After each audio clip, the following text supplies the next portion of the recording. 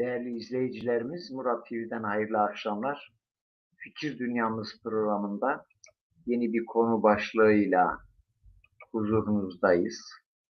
Bu konu başlığımızda, dosyamızda dinin şiddet bağlamında kullanılmasındaki çelişkiye bakış çerçevesinde sohbet edeceğiz. Bu programımızda çok değerli konuşmacılarımız hazır olacaklar. Evet, Burhanettin Dağ hocamız, Cumali Karaman hocamız ve Bünyamin Bayram hocamız bulunacaklar. Değerli hocam, hoş geldiniz. Hoş bulduk, hoş bulduk. Nasılsınız, iyi misiniz? Sağ olun hocam. Nasılsınız, iyisiniz? Teşekkür ederim. Cumali hocam, hoş geldin.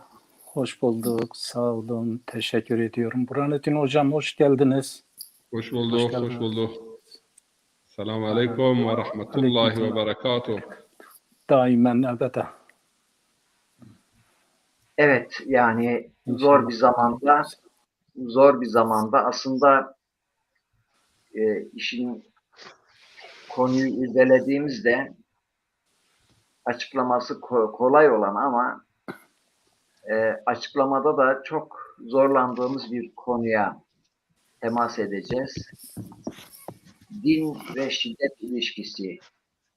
Din ile şiddet bağdaşır mı, bağdaşmaz mı? Bağdaşırsa niçin bağdaşıyor? Bağdaşmıyorsa niçin bağdaşmıyor?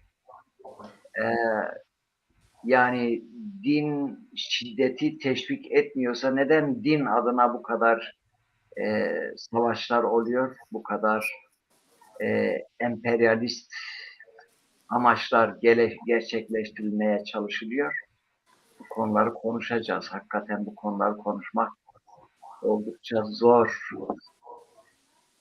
Özellikle Orta Doğu coğrafyasına ait olan bizlerin bu konuyu konuşmamız zordur ama mutlaka konuşmamız da gerekiyor. Değerli hocam, Burhanettin hocam, önce sizden başlayacağım. Şimdi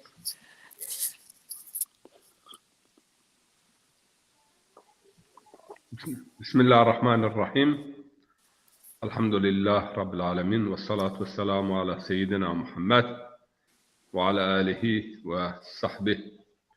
Ekranları başlarında bizleri izleyen değerli kardeşleri, muhterem bacıları, saygıdeğer izleyicileri hepsini saygıyla, sevgiyle, hürmetle selamlıyorum.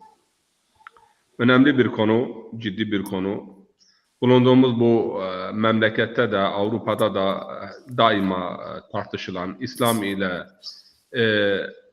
ilgilendiriliyor ve bağlantı kuruluyor bu konuda. Dinler konusu tartışıldığı zaman, dinler görüşüldüğü zaman, dinlerin rolü barışta veya dinlerin rolü savaşta veya şiddette, şiddet dinin özünde, cevherinde var mıdır, yok mudur? Veya din neden şiddete alet oluyor?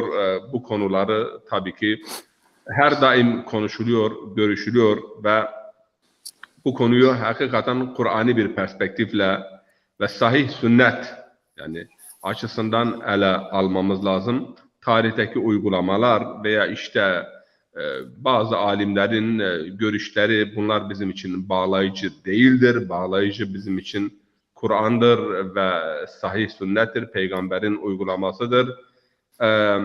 Ehl-i Beyt'inin uygulamasıdır. Bu çerçevede hareket edeceğiz. Şunu öncelikle bilmemiz lazım ki bütün dinleri incelediğimizde aslında Hristiyanlıktan tutun, İslam'dan, Yahudilikten, hatta Budizm ve Hinduizm ve Jainizm ki onlar daha fazla bu konuda yani titiz davrandıklarını iddia ediyorlar. Efendim söyleyeyim, öğretilerine baktığımız zaman Budizmin öğretilerinde şiddete yer yoktur. Hinduizmin öğretilerine de baktığımız zaman yeri yoktur. Hristiyanlıkta Hazreti Musa, Hazreti İsa Aleyhisselam hep affedin, kan kanı getirir. Kan kanla temizlenmez. Yani bağışlamak lazım, affetmek lazım. Şiddete yani öğretilerinde en fazla belki de karşı çıkan ve bunu reddeden ve hiçbir zaman bunu benimsemeyen bir peygamber olarak barışçıl destekli peygamberi olarak Hazreti İsa'yı görüyoruz. Musa'ya baktığımız zaman Musa Aleyhisselam zaten ezilmiş olan bir topluluğun temsilcisi olarak ezenlere karşı, diktatörlere karşı belki insanlık tarihinde ve Kur'an-ı Kerim'de zulmünden en fazla bahsedilen bir kişiye karşı tavır sergilemiş olan, onun zulmüne karşı mücadele vermiş olan bir peygamberdir. Ama maalesef bütün bunlara rağmen Peygamber Efendimiz'e gelince o da yani Mekke döneminde 13 yıl şiddet gördü, baskı gördü, arkadaşları öldürüldü, hanımı açlıktan öldü, amcası ekonomik ambargodan dolayı açlıktan öldü ve Habeş diyarına hicret etmek mecburiyetinde kaldılar. Ondan sonra Medine'ye hicret etmek durumunda kaldılar. Yine şiddet. Bu bir. Yani peygamberlerin tarihinde peygamberlerin kendileri şiddete ve hicrete maruz kalmışlar. Hicret aslında şiddetin bir neticesidir. Şiddet olmasa tabii ki kişi kendi yurdunu, evini, barkını terk etmez. Bu açıdan yani baktığımız zaman peygamberler şiddeti bertaraf etmek, şiddetle mücadele etmek ve hep de şiddet yanlısı ve zorbalarla peygamberler mücadele etmişlerdir. Bu bir. İkinci bir hususta peygamberlerin öğretileri ve peygamberlerin beyanları ve peygamberlerin davetine baktığımız zaman Nuh'tan başlayıp peygamberimizle son bulan yani İslam dini, sadece İslam dini bizimki değildir. Hazreti Nuh'tan başlayıp peygamberimize kadar gelen öğretilerin bütününe İslam diyoruz. Yani ilahi öğretilerin bütününe İslam diyoruz. Allah'a teslimiyet veya barış veya huzur öğretileri. Bu öğretilerde tabii ki hep biz bakıyoruz ki davet yolu mantık olmuştur, hüccet olmuştur, delil olmuştur, güzel söz olmuştur. Kulu kavlen leyyina, kulu kavlen sedida, ud'u ila rabbike bil hikmeti vel mev'izeti ve cadilhum billeti hiye ahsen. Yani 3 tane yol gösteriliyor davet için ama hiçbir davete kılıçla davet et veya zor kullanarak davet et veya Müslüman olmasam seni öldürürüm tehditvari bir davet söz konusu değildir. Yani ya mev'izeyle, güzel sözle veya efendime söyleyeyim bir diyalektik ile yani tartışmayla, münazarayla veya üstün bir hikmet ile yani felsefi ve hikmete dayalı deliller ve burhanlar. Tabi burada da 3 taife insan söz konusu oluyor. Avam halk için güzel mev'ize bir irşat yoludur. Daha yüksek bir seviyede olan insanlar için iyi bir diyalektik, iyi bir tartışma, iyi bir cedel, bir tebliğ yoludur. Daha üst seviyede olanlar ise hekimlerdir, filozoflardır. Bunlarla da hikmet ile yani dinin daha derin ve dinin köklü ve daha akli ve daha ilmi delilleriyle bunları davet etmek gerekir. Ama şiddete yer yoktur. Bu iki husustan yani yola çıkarak bu geceki programımızı idame ettireceğiz. Ben burada şimdi bir nokta koyuyorum ve Cumali Hoca'ya sözü bırakıyoruz. Allah razı olsun. Evet.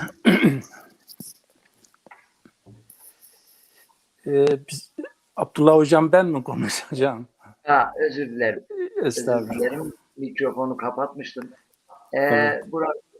Burhanettin Hocam yerinde bir konuyla size sözü bıraktı. Kılıçla davet, tebliğle davet. İslam dinine davet nasıl olur? Kılıçla davet olur mu? Ben giriş olarak şunu söyleyeyim. Bizleri yoktan var eden, varlık içinde en şerefli konumda ve durumda yaratan Rabbimize binlerce hamd ve senalar olsun. Efendimiz sallallahu aleyhi ve sellem ve ashabına da binlerce salat ve selam olsun. Burhanettin Hocam girizgah olarak gerçekten bir davet keyfiyetiyle ilgili prensipleri ayetten net bir şekilde ortaya koydu. Ben şöyle bir girişle başlamak istiyorum. İslam kendine ait inancı yaymak için şiddete başvurmayı yasaklamış. Yani şiddetle tebliğ bir arada olmaz. Siz hem bir insana bir şeyin güzelliğini söyleyeceksiniz hem sopayla vuracaksınız. İslam bunu hocam demin ayette mev'ize-i hasene, güzel bir diyalektik, bir münazara, yani münakaşa değil, münazara, ilmi bir münazara. Bunu biz daha farklı çerçevede ele alabiliriz. Genelde bu işe ehil olan insanlar işi mev'ize-i hasene ile, hikmet, üst ilim keyfiyetiyle, teknik ve teknolojiyle meseleyi ortaya koyabilirler. Diğer taraftan da dediği gibi mesela bu işte gerçekten ilmi keyfiyeti olan insanlar İslam sözle değil hal ile, temsil ile öne çıkmış. Yani mesela kılıç sözün bittiği yerdir. Yani sözle kendini ifade edemiyorsun, vuruyorsun adamı, öldürüyorsun. Senin ona anlatacak bir şeyin kalmamış. Yani senin ona söyleyecek bir şeyin. Bunun için biz mesela örneğin belki her zaman namazda okuduğumuz bir surenin son ayetini söyleyeyim. Lekum dinukum veliyeddin. Burada aslında bu ayet üzerinde geniş durduğumuz zaman İslam bir çerçeve çiziyor. Diyor ki inanç, herkes inancında hürdür, fikrinde serbesttir. Yani burada İslam beşere bir inanç serbestiyeti, bir inanç hürriyeti getirmiş aslında bu ayet. Fakat demin bu mesele nasıl böyle gündeme geldi? Biraz onun üzerinde müsaadenizle durmak istiyorum. Dünya basını, dünya medyasında veya da akademik çevrelerde belki de seyrettiğimizde ilk muhatap olduğumuz soru şudur. İslam şiddet dini gibi hemen algılanıyor ve ilişkilendiriliyor. Akademik çevrelerle buluştuğumuz zaman ilk sordukları soru budur. Burhanettin Hocam'ın dediği gibi şiddetin İslam'daki yeri nedir? İslam şiddeti nasıl görüyor? Biz belki şiddet olarak, terör olarak bu kavramları insanlığın genel kabulü ile insanlık tarafından genel bir kabul ile bunlara bakabiliriz. Sadece bir liderin, sadece bir ülkenin veya da bir hizbin, bir grubu veya da bir devleti veya da başka bir topluluğu terörle, şiddetle veya bir inancı veya bir mezhebi ilişkilendirmesi doğru değildir. Çünkü terörün ve şiddetin belli tarifleri vardır. Bu da genel kabul görmüş dünyadaki hakikaten ne şiddeti içeriyor, şiddet nedir, terör nedir? Biz buna mesela şu anda ben biraz bir giriş olarak mesela 1990'lara kadar baktığımızda İslami camia veya İslami çevreler şiddetle ilişkilendirilmiyordu, çok az. Yani mesela yüzdelik olarak ele aldığımız zaman bugün eğer %80-90 şiddetle ilişkilendiriliyorsa o gün %10 ile ilişkilendiriliyordu. Fakat bunun belli nedenleri vardır, sebepleri vardır. Hiçbir zaman bir sorun tek bir nedene bağlı olarak ele alamayız. Birçok nedenleri olabilir. Ben kısaca biraz onlara temas edeceğim eğer müsaadeniz varsa. Mesela 79'larda İran İslam devrimi, Sonra Afganistan, Rus Savaşı, Afgan Cihadı bu meselelerde ciddi olarak 90'larda Rusya'nın çöküşü bir boşluğu meydana getirdi. O meydana gelen boşluk İslam'la Müslümanlar da uyanışa geçti. Onu doldurmaya çalıştılar. Fakat çalışırken İslam'ın kendi öz prensiplerini uygulayarak değil, Batı karşısında Batı'nın öteden beri kullana geldiği şiddet yöntemini de kullanarak işe başladılar. Mesela buna dayelik eden veya temelinde direkt budur demiyorum. Bakın kesinlikle direkt budur demiyorum. Mesela İbn-i Teymiye ve ondan sonra talebesi olan İbn-i Cevzi'nin, İbn-i Kayyim el-Cevzi'nin daha sonra merhum Kutub'un El-Muallimu fi Tarik eserindeki meselelere baktığımızda şiddet ayetlerini hepsini bir arada şiddetle ilgili, yani burada o şekilde bir yorum yaparak bunu Pakistan'da görüyoruz ve bu gençlik arasında müthiş bir ilgi alaka gördü. Bu ilgi ve alaka tabii ki böyle İslami ilimlerinde derinlemesine, mesela ben burada parantez içinde bir şey arz edeyim. Filistinlilerin haklı davasında Kardavi'nin verdiği fetva çok üzerinde düşünülmesi gerekir. Mesela tabii ki bu diyor intihar bombacılar, canlı bombalar bundan daha iyi bir mesaj veremezler, bir ses getiremezler. Fetvası hazır, herkes biliyor. Yani ancak canlı bombalar böyle bir ses getirebilirler. Biz buna baktığımızda mesela 90'lardan önce dünya harpleri vardı. Yani Doğu-Batı savaşları vardı. Tabii ki o gün İslam ülkelerine de baktığımız zaman kimileri seküler, kimileri sosyalist liderlerle yönetiliyor, kimileri de yani böyle kapitalist, sosyalist arasında gidip geliyor. Müslümanların böyle bir şiddete başvurma şeyi söz konusu değildi. Birinci Dünya Savaşı ve İkinci Dünya Savaşlarının meydana getirdiği ağır fatura bu defa aslında dünyadaki bloklar kendi geçmişine ait sayfaları temize çıkarmak için habire dünya basını, dünya medyası 400 milyon katledilmiş insanın hesabını vermek yerine bu defa bir keçi buldu, suçlu, yani bir günah keçisini buldu.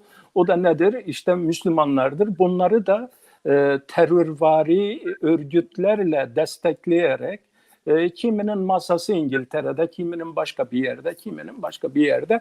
Onlar önemli değil ama Hocam özür dilerim. Çok böyle önemli bir noktaya temas ettiniz. Yani dediniz ki böyle kendi amaçlarını gerçekleştirmek için vekil savaşçılar buldular. Yani terör gruplarını buldular vesaire. Ama burada önemli bir nokta, bu terör gruplarını oluşturan fertler Müslümanlardan oluşuyorlar. Müslümanlığı bilen Müslüman kişilerdir. Bunlar nasıl şiddete maruz kalıyorlar? Bu noktada ben konuyu Burhanettin hocama sözü ona bırakmak istiyorum. Buradan sonrasını o devam etsin. Ama bundan önce değerli şair yazar, şair bestekar Süleyman Ertuğrul ve yine şair entelektüel kardeşlerimizden Ömer Faruk Ersöz kardeşimiz bize selam vermişler. Aleykümselam, hoş geldiniz diyoruz. Şimdi Burhanettin hocam, Hazreti Peygamber'in hayatı ortadadır. Mekke dönemi ortadadır, Medine dönemi ortadadır. Hicret olayı ortadadır. Gerek müşriklerin Mekke'de, gerek Medine'de Hazreti Peygamber'e kadar karşı savaşması, Hazreti Peygamber'in sürekli savunma amaçlı savunma amaçlı savaşlarda yer aldığı bilinmektedir. Ben yayındayım. Bu yönü ortadayken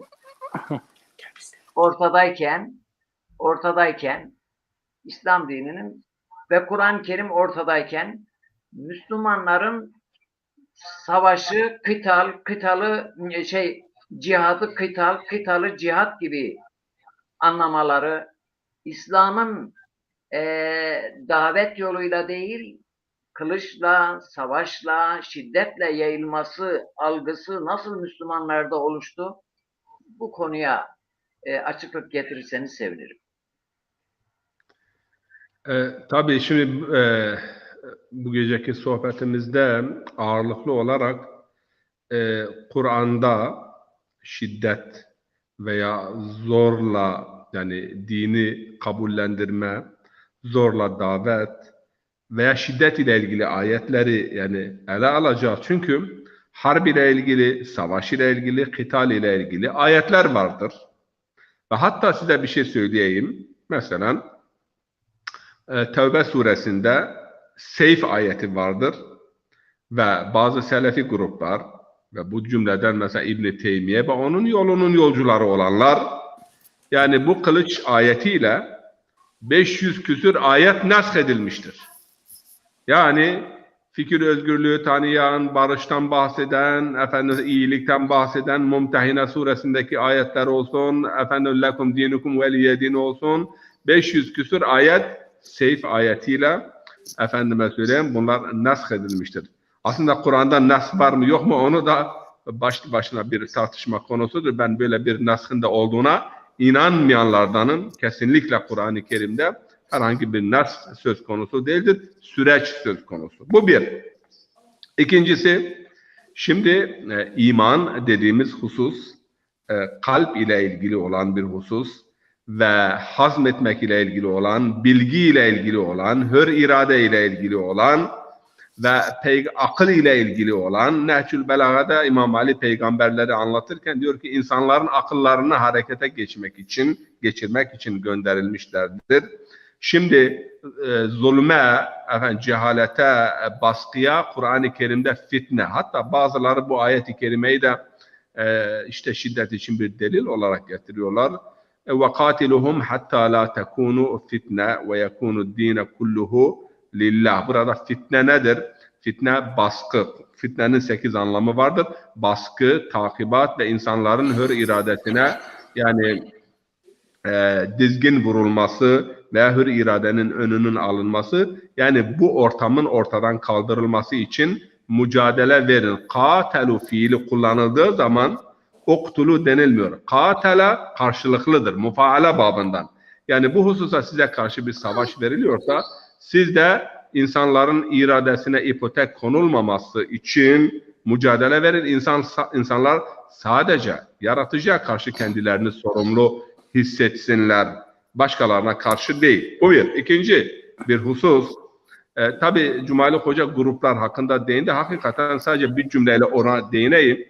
Sovyetler Birliği'nin çöküşünden sonra büyük bir boşluk doğdu. İslam bir ümit idi. İslam bir ışık idi. Ancak Batı medyası toplu bir şekilde yani yeni bir tehdit yarattı. Yeşil bir tehdit, yeşil bir ve bu tehdit yani insanın barışçıl mesajını bu aşırı grupları destekleyerek, finanse ederek, yönlendirerek ama içeriden de bunlara destek verenler çok oldu. Biz bunu Suriye'de gördük, başka yerlerde gördük. Bunu kabullenelim ve bilmeden bindiğimiz dalı kendi elimizle kestik ve zannettik ki cihad ediyoruz. Size bunu açıkça ifade ediyorum.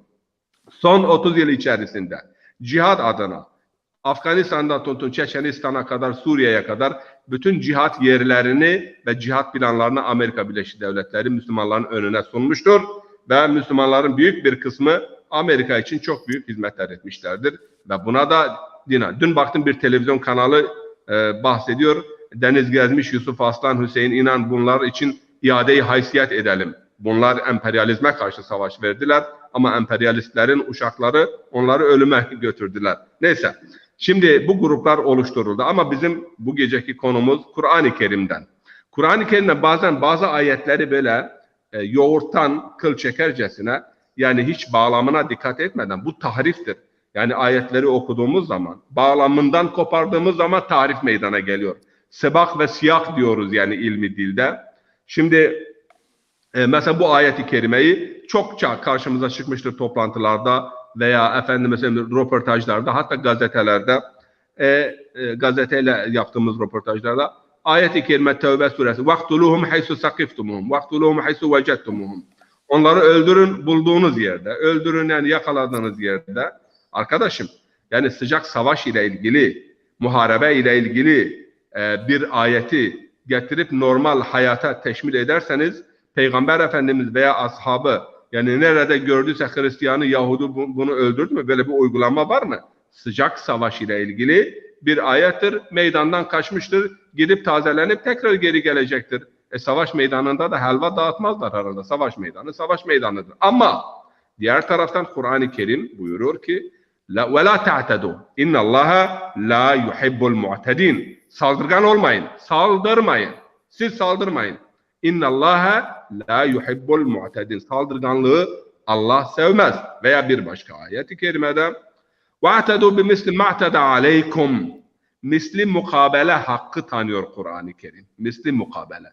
Yani eğer size bir saldırı yapıldıysa misliyle mukabele edin. Yani bir kişi öldürüldüyse 100 kişi öldürmeyin. 1000 kişi öldürmeyin. Misliyle mukabele. Ama diğer taraftan bakın değerli kardeşler, muhterem bacılar. وَلَا عُدْوَانَ اِلَّا عَلَى الظَّالِمِينَ Düşmanlık, cepheleşme, karşı koyma ancak zalimlere karşıdır. Alel Yahud, alel Nasara, alel şu, alel bu yok. Alel zalimin. Ve diğer taraftan barışa gelince, barış ile ilgili ayetlere baktığımız zaman وَاِنْ جَنَحُ لِسِلْمِ فَاجْنَحْ لَهُ وَتَوَكَّلْ عَلَى اللّٰهِ Bak وَتَوَكَّلْ عَلَى اللّٰهِ O sonu önemlidir. Eğer onlar bir barışa meyil gösterirlerse sen hemen git.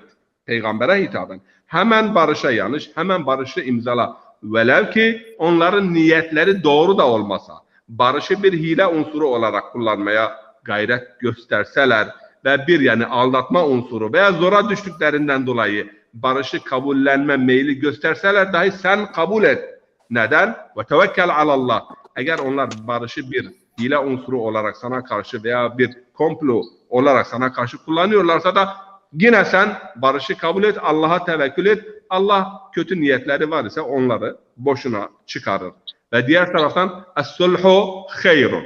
Barış yani daima her şeyden daha hayırlı. Yine inançları konusunda bazı Yahudiler tarafından çukurlara atılan yani zalim bir Yahudi padişah tarafından Arap Yarımadası'nda bunlar İsa Aleyhisselam'ın mensupları olduğu için işkence edilen ve çukurlara atılan insanların hayat hikayesi Kur'an-ı Kerim'de anlatılıyor. Fatır suresinde Buruc suresinde innellezine fetenul mu'minine vel mu'minat daha önce ve semai zatil buruc vel yevmil mev'ud ve şahidin ve kutilel ashabul ukdud النار ذات وقود اسم عليها وهم على ما يفعلون بالمؤمنين الشهود وما نقموا منهم إلا أن يؤمنوا بالله العزيز الحميد الذي له ملك السماوات والأرض والله على كل شيء شهيد. Yani imanlarından dolayı ateş çukurlarına atılan ve sırf Allah dedikleri için kendilerine intikam alınan yani inançlarından dolayı inanç muteberdir. Ve onların hikayesi anlatılıyor ve biz bunu namazda okuyoruz. Peki bizler yani mümin olarak, peygamberin mensubu olarak yani insanların hür iradesi ve inançları ne olursa olsun inançlarından dolayı öldürülen insanların hikayesi bize anlatılıyor. Kıssaları anlatıyor ve biz namazda bu bizim bir zebanımızda oluyor. Nasıl olur da biz şiddetle başkalarına karşı muamelede bulunabiliriz. Yani bu İslam'ın öğretileriyle bağdaşmıyor. Onun için eğer bazı kıtal ile ilgili, kıtal ve cihat arasında kısa bir farkı da izah edeyim. Ondan sonra ben mikrofonu Bünyamin abimiz geldi ona vereyim. Şimdi iki mefhum var Kur'an-ı Kerim'de. Biri kıtal, biri cihat ve biri de sebilillah. Şimdi Allah yolunda savaş diyoruz ya. Allah yolunda savaş. Bakın arkadaşlar Nisa suresinden ayet-i kerime okuyorum size. Gidin tefsirine bakın. 73. ayeti herhalde. Ayet numarası şimdi. Bismillahirrahmanirrahim. وَمَا لَكُمْ لَا تُقَاتِلُونَ فِي سَب۪يلِ اللّٰهِ وَالْمُسْتَضْعَف۪ينَ مِنَ الرِّجَالِ وَالنِّسَاءِ وَالْوِلْدَانِ اَلَّذ۪ينَ يَقُولُونَ رَبَّنَا اَخْرِجْنَا مِنْ هَذِهِ الْقَرْيَةِ ظَالِمُ اَهْلُهَا Şimdi burada fi sebilillah açıklanıyor. Size ne oluyor da Allah yolunda savaşmıyorsunuz? Peki Allah yolu nedir? Görmüyor musunuz? Yardım çağrısında bulunan yaşlılar var, çocuklar var, güçsüzler var ve ey bizleri bu zalim diyardan ve zalimlerin elinden kurtaracak bir kimse yok mudur? Peki bunların yardımına niye koşmuyorsunuz? Bugün yani bütün savaşlarda o annelerin, çocukların, yavruların, güçsüz insanların, fakirlerin ve haksız yere savaş alevleri içerisinde yananların feryadına koşmak ve onlara yardımcı olmak fisebilillah olarak tanımlanmıştır. Fisebilillahı zorla başkasına dini kabul ettirmek yönünde bana bir ayet varsa göndersinler yani kardeşler. Ama bir zulüm varsa ya bu fiziki bir zulüm veya insanların iradesi önünde engel vardır. Yani insanlara hakkın ulaşmasını engelleyen bir ipotek vardır. Buna karşı yani bunu bertaraf eder. Ama fisebilillahı en güzel bir şekilde bize izah eden ayet-i kerime işte Nisa suresindeki bu ayet-i kerimedir. Ne oluyor size? Allah yolunda savaşmıyorsunuz. Nedir Allah yolu? Bizi zalimlerin zulmünden kurtarın diye feryat eden çocuklar, mustazaflar, fakirler, yoksullar bunların imdadına koşun ve bunları o zulmün esaretinden evleri yıkılıyor, yurtlarından oluyorlar. Nerede olursa olsun, dini ne olursa olsun. Kur'an-ı Kerim'de ben dedim Bakara suresinde bir ayet-i kerime var. Çok önemli. Onun üzerinde inşallah özel bir program yapacağız. İlahi bir misaktır bütün kavimlere karşı. İnsanları yerinden, yurdundan etmek, o konuda yardımcı olmak, öldürmek, yani bu haram kılınmıştır. İlahi bir misaktır ve peygamberler bu ilahi misaka bağlı olarak hareket etmişlerdir ve bağlılık göstermişlerdir. Bünyamin abim hoş geldin. Nasılsın? İyisin?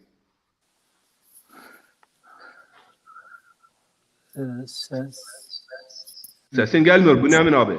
Mikrofonu sesin gel. Ha, geldi şimdi. Şimdi. Tekrar. Hoş geldin dedik. Hoş geldiniz. Abdullah hocam. Abdullah hocam mikrofonu açın. Sesim geliyor mu? Yani Sesim. şimdi geldi. Şimdi geldi. İyi akşamlar, iyi yayınlar dilerim. İyi akşamlar. Ya kusura bakmayın geciktim. Ben 9 biliyordum, ona göre kendimi ayarlamıştım. Evet. Herhalde siz epey konulara girmişsiniz değil mi? Bir sürü oldu sanıyorum. Çok fazla değil. Fazla değil. Fazla. Ha, öyle mi? Tamam. Nasılsınız? İyisiniz? Burhanettin Hocam. Sağ olun. Allah razı olsun. Teşekkürler. Sağ olun. Mahir Hocam siz de iyisiniz. Hoş Bünyamin geldiniz. hocam, Sağ olun. tekrar hoş Allah geldin. razı olsun. Kafalar Hoş bulduk. geçti. Allah razı olsun. Sağ ol. Zaman zaman programımızın saatini 8.30 veya 9 şeklinde Ha, değiştiriyoruz. değil mi? Ha. Nedeniyle siz böyle yarım saat geç geldiniz ama zamanında geldiniz. Yeni başlamıştık. Şimdi malumunuz Hristiyanlığın başlangıcı Hazreti İsa'nın hayatı ve havarilerin hayatına bakıyoruz, öğretilerine bakıyoruz. Yine Budizmin öğretilerine bakıyoruz, İslam'ın emir ve yasaklarına bakıyoruz, kitaba, sünnete bakıyoruz. Ama farklı uygulamalar farklıdır. Yani bir Hazreti İsa ve havarilerin hayatına bakın, bir de Haçlı ordularının efendime söyleyeyim Avrupa'dan başlayıp Kudüs'e gidişlerini şöyle bir göz önünde bulundurun. Bu aslında bütün dinlerde buna benzer şeyler var. Yani ben bir şey daha, bir anekdot daha sunayım. Siz 28 Şubat dündü, geçti. 28 Şubat'ta bizim 28 Şubatçıların idare ettikleri askeri şeylerde, karakollarda vesairede işte Peygamber Ocağı dedikleri yerde bir taraftan da mescitleri kapattıklarını biliyorsunuz. Yani işlerine geldiği zaman dini kullanmak, işlerine geldiği zaman da dini yasaklamak, böyle çifte standart, dini kendi amaçlar için, kendi siyasi, ekonomik amaçlar için kullanma olayı var ve bunlar sanki dinin kendindenmiş gibi bugün böyle yansıtılıyor. aslında burada dinin öğretileriyle bu din adına hareket eden savaşçıların arasındaki çelişkiyi ortaya çıkarmamız lazım. Bu bağlamda Bünyamin Hocam ne dersiniz? Evet. Herkese iyi yayınlar dilerim.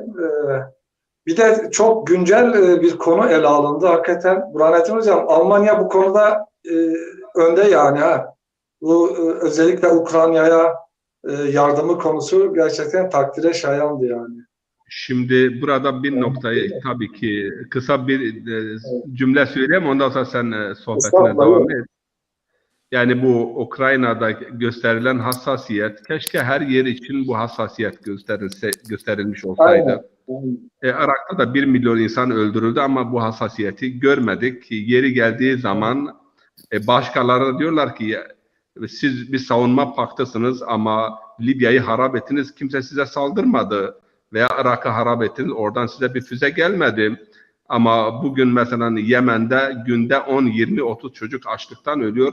Kimsenin kılı kırpmıyor. Hatta Müslümanların da kılı kırpmıyor. Müslümanlar da yani çifte standart uyguluyorlar ve yani rüzgar hangi tarafa eserse o şekilde hareket ediyor. Tabii ki biz Ukrayna'da da olsun, nerede de olursa olsun mazlum insanlar ölüyor ve bu zulümleri, bombardımanları, mazlum insanların ölümünü lanetliyoruz.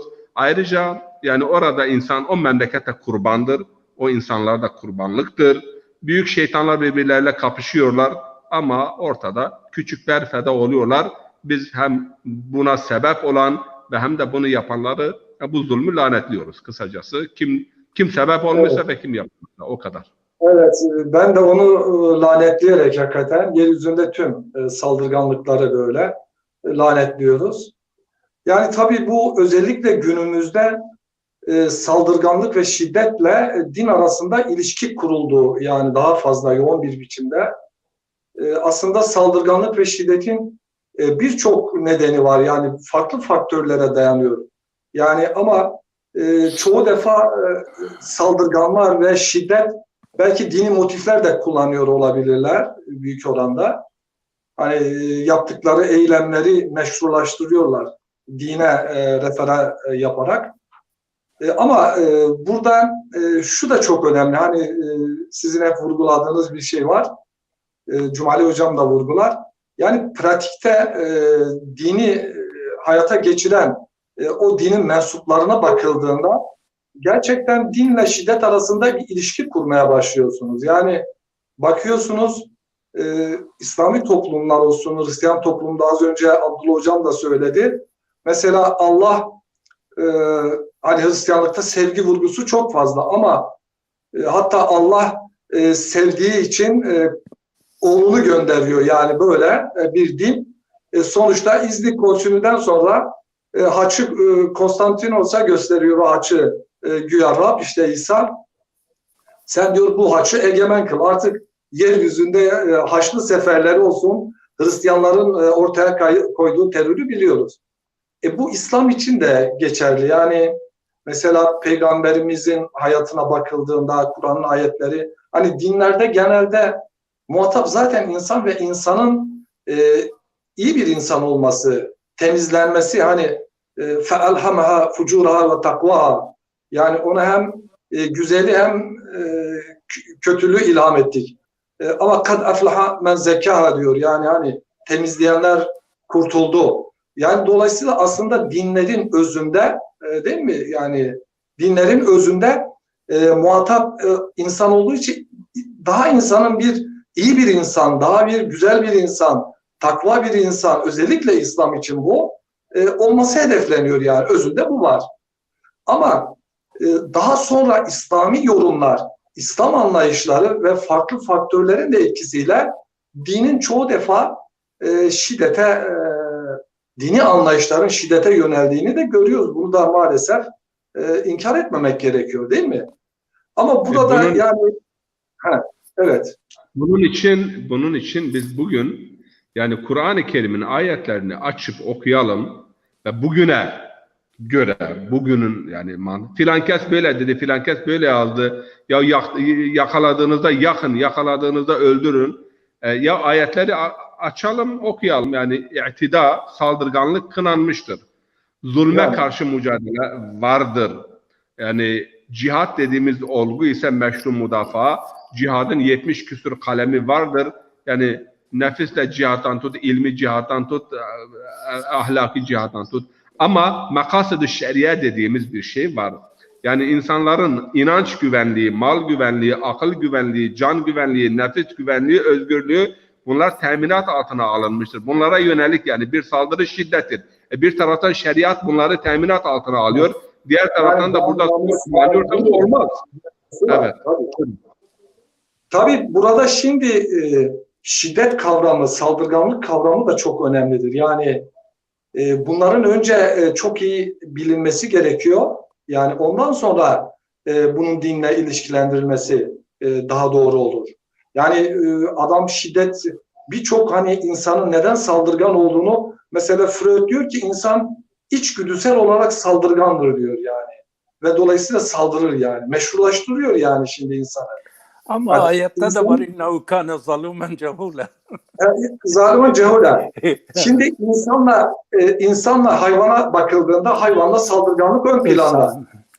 Ama eğer insan saldırgan ve şiddet de yöneldiği zaman berhum adar yani hayvandan da aşağı düşebiliyor.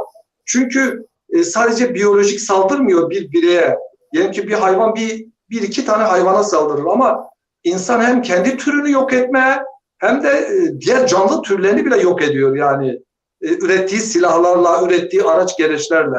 Değil mi? Yani attığı o kimyasal, o Birinci, İkinci Dünya Savaşlarında işte nükleer silahların zaman zaman nasıl devreye kullandığını biliyoruz tarih içerisinde. Dolayısıyla insan özünde فَاَلْهَمَهَا فُجُورَهَا ve takvaha, çok hoşuma gider bu ayet.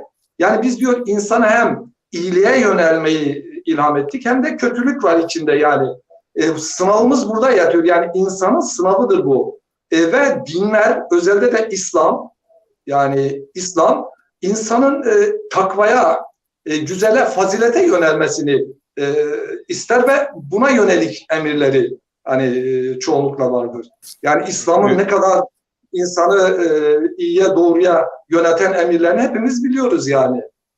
Yani mesela o ayetlerle ilgili siz okudunuz mesela affı tut diyor, iyiliği emret, hani cahillere aldırış etme. Araf sanıyorum Araf suresinde. Hani iyilikte ve takvada yardımlaşın, kötülükte ve düşmanlıkta yardımlaşmayın.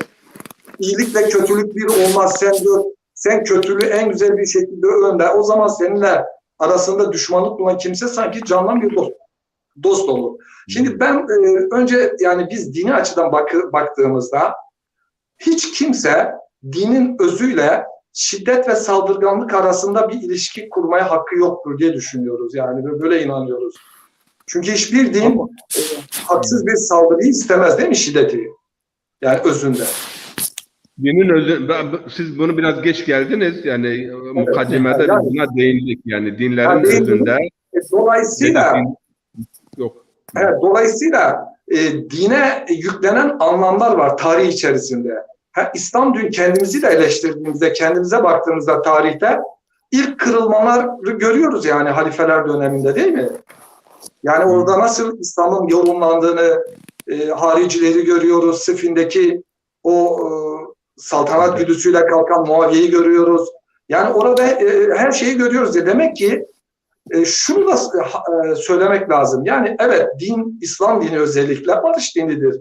Bunu kimse itiraz edemez ama insanlar şunu soruyorlar. Diyorlar ki ya tamam dinin özü bu olabilir. Beni bunu ilgilendirmiyor. Ben pratikte diyor Müslümandır muhatabım. Müslümanlarla ilişkilerim var diyor. Ben Müslümanın pratiğine bakarım diyor. Sen diyor pratikte İslam dünyasında bir şiddet varsa diyor ben buna diyor soğuk bakarım yani Müslümanlar. Dolayısıyla bizim pratiğimizi de sorgulamamız gerekiyor. Yani neden kaynaklandı? Değil mi? Evet, bu noktada evet, Bünyamin Hocam bu noktada ben yine Burhanettin Hocama dönmek istiyorum. Evet. Yani bir makaleden de alıntı yapayım. Müsaadenizle konuyu daha iyi açmak için. Son dönemlerde din ve şiddet ilişkisine yönelik dünya genelinde yapılan tartışmaların özellikle İslam ve Müslümanlar üzerinde yoğunlaştığı bir gerçek.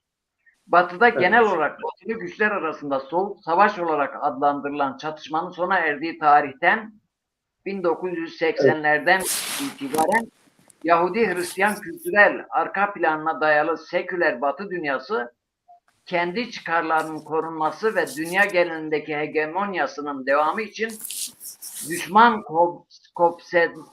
konseptinde İslam dünyasını ön plana çıkarmış ve politikaların bunun üzerine bina etmiş.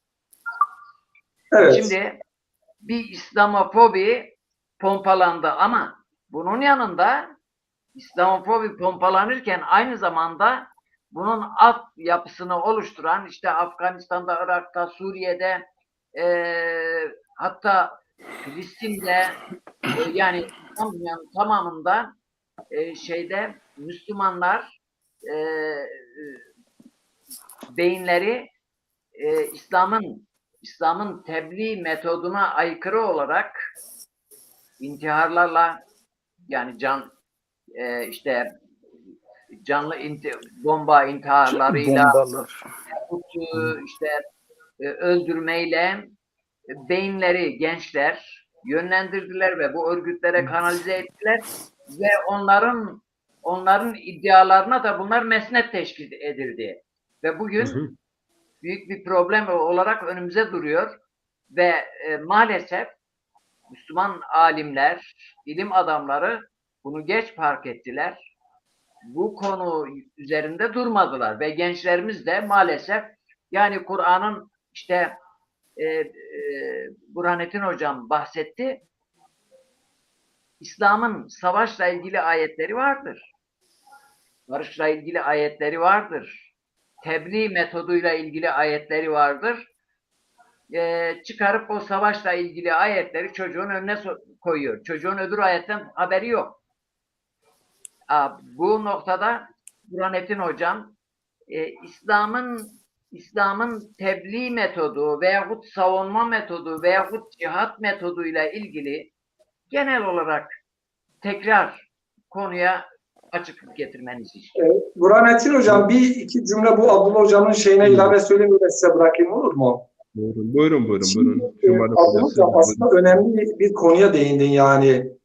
İslam dünyasında hani şiddetin, saldırganlığın arka planda çok faktörler var. Dediğiniz gibi hani her şey tabii dış güçlere atarak elbette işin üstüne çıkamayız ama önemli faktörlerden biri de dış güçlerin bu stratejik planı ve uygulamalarıdır. 2, baskılar. 3, ekonomik sıkıntılar, yolsuzluklar. Yani sosyoekonomik alt grup ve fakirliğin çok daha yaygın olduğu bölgelerde bakıyoruz şiddetin daha fazla olduğunu görebiliyoruz. Bir de İslam ülkelerinde mesela ya adamın dini elinden alınmış, vatanı işgal edilmiş sizin dediğiniz gibi her türlü baskı yapılmış, affedersiniz namusu elinden alınmış. Bu elbette cihat düşüncesiyle çıkacak. Batı biraz da cihada da bağı adını koymuş. Şimdi adam yani cihada bağı diyor. Aslında İslam dünyasında hani şanlı cihat tarihleri var. Maalesef Batı burada çarpıtma yapıyor. Bunu da kabul etmemiz gerekiyor. Fakat bu oyunlar İslam dünyasında böyle daha çok ötekiyi yok sayan, şiddeti öngören, baskıyı öngören bir İslami anlayışı da doğurmuştur yani yorumsal olarak. Hani şimdi böyle daha çok kültürel ve medeni bir ortamda, şehir ortamında ki İslami düşünceler daha bir anlayışlı, daha bir geniş. Ama böyle baskının, zulmün, haksızlığın, hani yanlışlıkların olduğu İslami bölgelerde ister istemez o yoruma. Yani şimdi siz Filistinliye diyemezsiniz ya Yahudiye gel işte sana tevhidi anlatayım. Bir çiçek ustasız olmaz, bir harf katipsiz olmaz. Hani mesela ya bunu orada söyleyemezsin yani. Orada çünkü o Filistin'de büyük bir zulme uğruyor yani şimdi. Bunu kabul ediyorum yani. Şimdi Üstad Hazretlerinden biraz önce sen de herkes insan gözüyle görmek istiyor diyor. İnsanların çoğunun aklı gözündedir. Göz ise maneviyatta kördür. Birçok göz de perde arkasını göremiyor. O da doğru. Gözüyle görmek istiyor. Bu bir. İkinci bir espri de şeyden, şimdi burada bilen kıl çekercesine ayetleri çekiyorlar Kur'an-ı Kerim'den önümüze koyuyorlar. Diyor Yezid'e dediler ki sen niye namaz kılmıyorsun? Dedi Allah demiş Kur'an-ı Kerim'de veylun lil musallin demiş, veylun lil şaribin dememiş yani. Yazıklar olsun namaz kılanlara, içki içenlere yazıklar olsun dememiş. Yani bunu geçen bir gazeteye de izah ettim. Yani böyle bu şekilde yani yaklaşım yanlış. Ama şunu bilmemiz lazım. Şimdi biz burada Avrupa'da konuştuğumuz zaman aslında İslam alemindeki yani şiddetin iki boyutu vardır. Biri yani son 30 yıl içerisinde 12 tane İslam ülkesi NATO'nun saldırısına maruz kalmıştır. Biz bunu hemen unutuyoruz. Uçaklarla vurmuşlar, öldürmüşler. Bosna'da, Srebrenica'da bir günde 12.000 insan öldürüldü. Şimdi diyoruz Avrupalılara, kardeşlerim, eğer bir NATO ülkesi, bir Avrupa ülkesi, bir Müslüman ülkenin uçaklarla saldırısına uğrasaydı karşılığınız ne olurdu?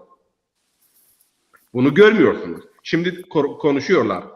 Afganistan'da Rusya'ya, Sovyetler Birliği'ne karşı orada mücadele verenler o zaman mücahitti. Ama ibre değişti. Batı oraya gittiği zaman mücahitler oldu, terörist. Bakın yani bunu biraz yani şey yapmamız lazım.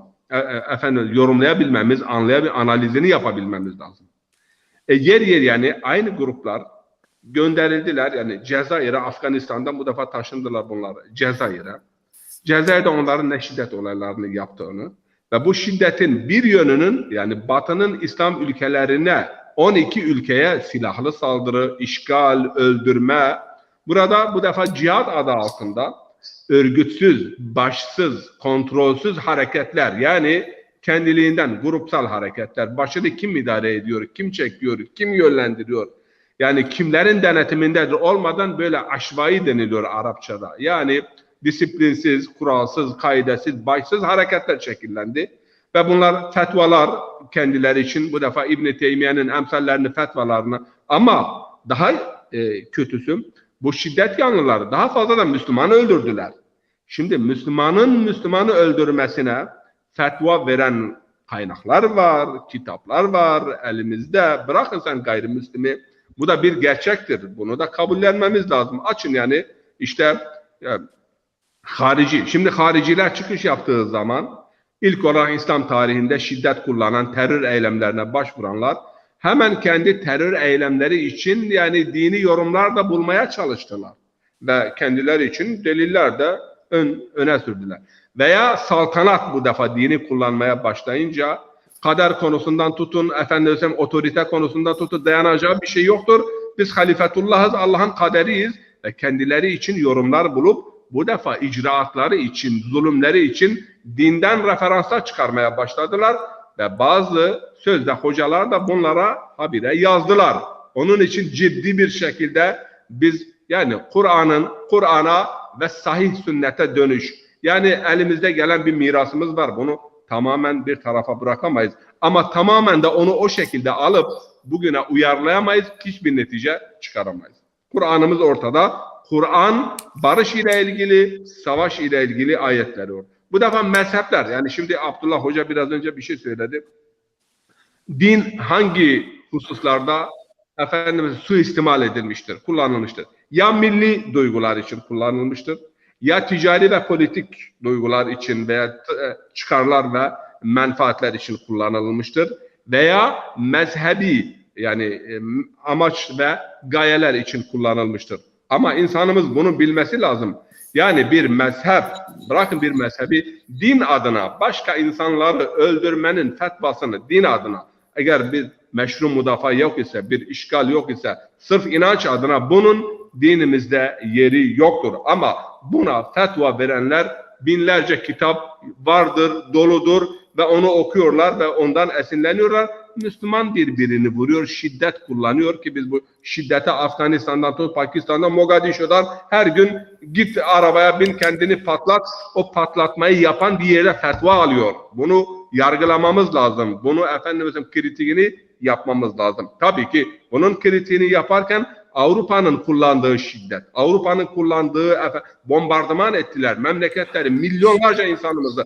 İyi bir fırsat elimize geçmiş şimdi. Müslümanlar olarak bu fırsatı iyi değerlendirmeli ve Batı'ya şunu haykırmalıyız. Ukrayna'daki zulmü ve cinayetleri lanetliyorsunuz ama Irak'taki, Suriye'deki, Libya'daki cinayetlere karşı niye sessiz kaldınız? O memleketleri, NATO'nun uçakları ne işi vardı Libya'da? Libya NATO'ya mı saldırdı? Kendi şiddetimizi, yani reddederken kendi şiddetimizi kritiğini yaparken İslam adına yapılan şiddet, ama öte yandan yani Batı masummuş. Batı'nın yaptığı şiddet bizim şiddetimizin 1000 katı daha fazladır. Yani tahribatı ortada. Memleketleri yok ettiler. Müslümanlar nerede 1 milyon insan öldürdüler? Afganistan'da 3 milyon insan öldürüldü. Yarısını Sovyetler Birliği öldürdü. Yarısını da Amerika Birleşik Devletleri öldürdü. Öyle değil mi?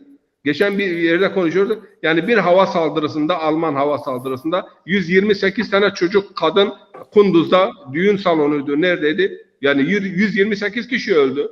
5 günlük, 6 günlük Ukrayna saldırısında 300-400 sivil. Bir insanın ölümü de fazladır. Ama bir yerde milyonlarca ölüyor, yüz binlerce ölüyor. Kimsenin sesi çıkmıyor. Bakın yani şimdi insan hakları denilince hakikaten çifte standart. İnsan hakları insan hakkıdır. وَلَقَدْ كَرَّمْنَا beni Adem. Beni Adem saygındır. Ancak yani bu saygınlık sadece bir tarafa saygı. Benim kızım dün bana bir şey anlattı. Berlin Üniversitesi'nde. Üniversitede de öğrenci temsilcisidir. Çalıştığı bir mimarlık firmasında o Ruslar da vardı orada, konuşuyorduk. İşte Ukrayna'ya yönelik yani bu tepki diyor, dedim çok yerinde. Güzel yani olması lazım. Ama bunu Yemen'e karşı niye yapmıyorsunuz veya Irak'a karşı niye yapmadınız? Döndü bana dedi ki yani medenileşmiş toplumlarla gayrimedeni toplum bir olamaz. Bunu söyleyen bir mimar. Yani bu zihinlerde var.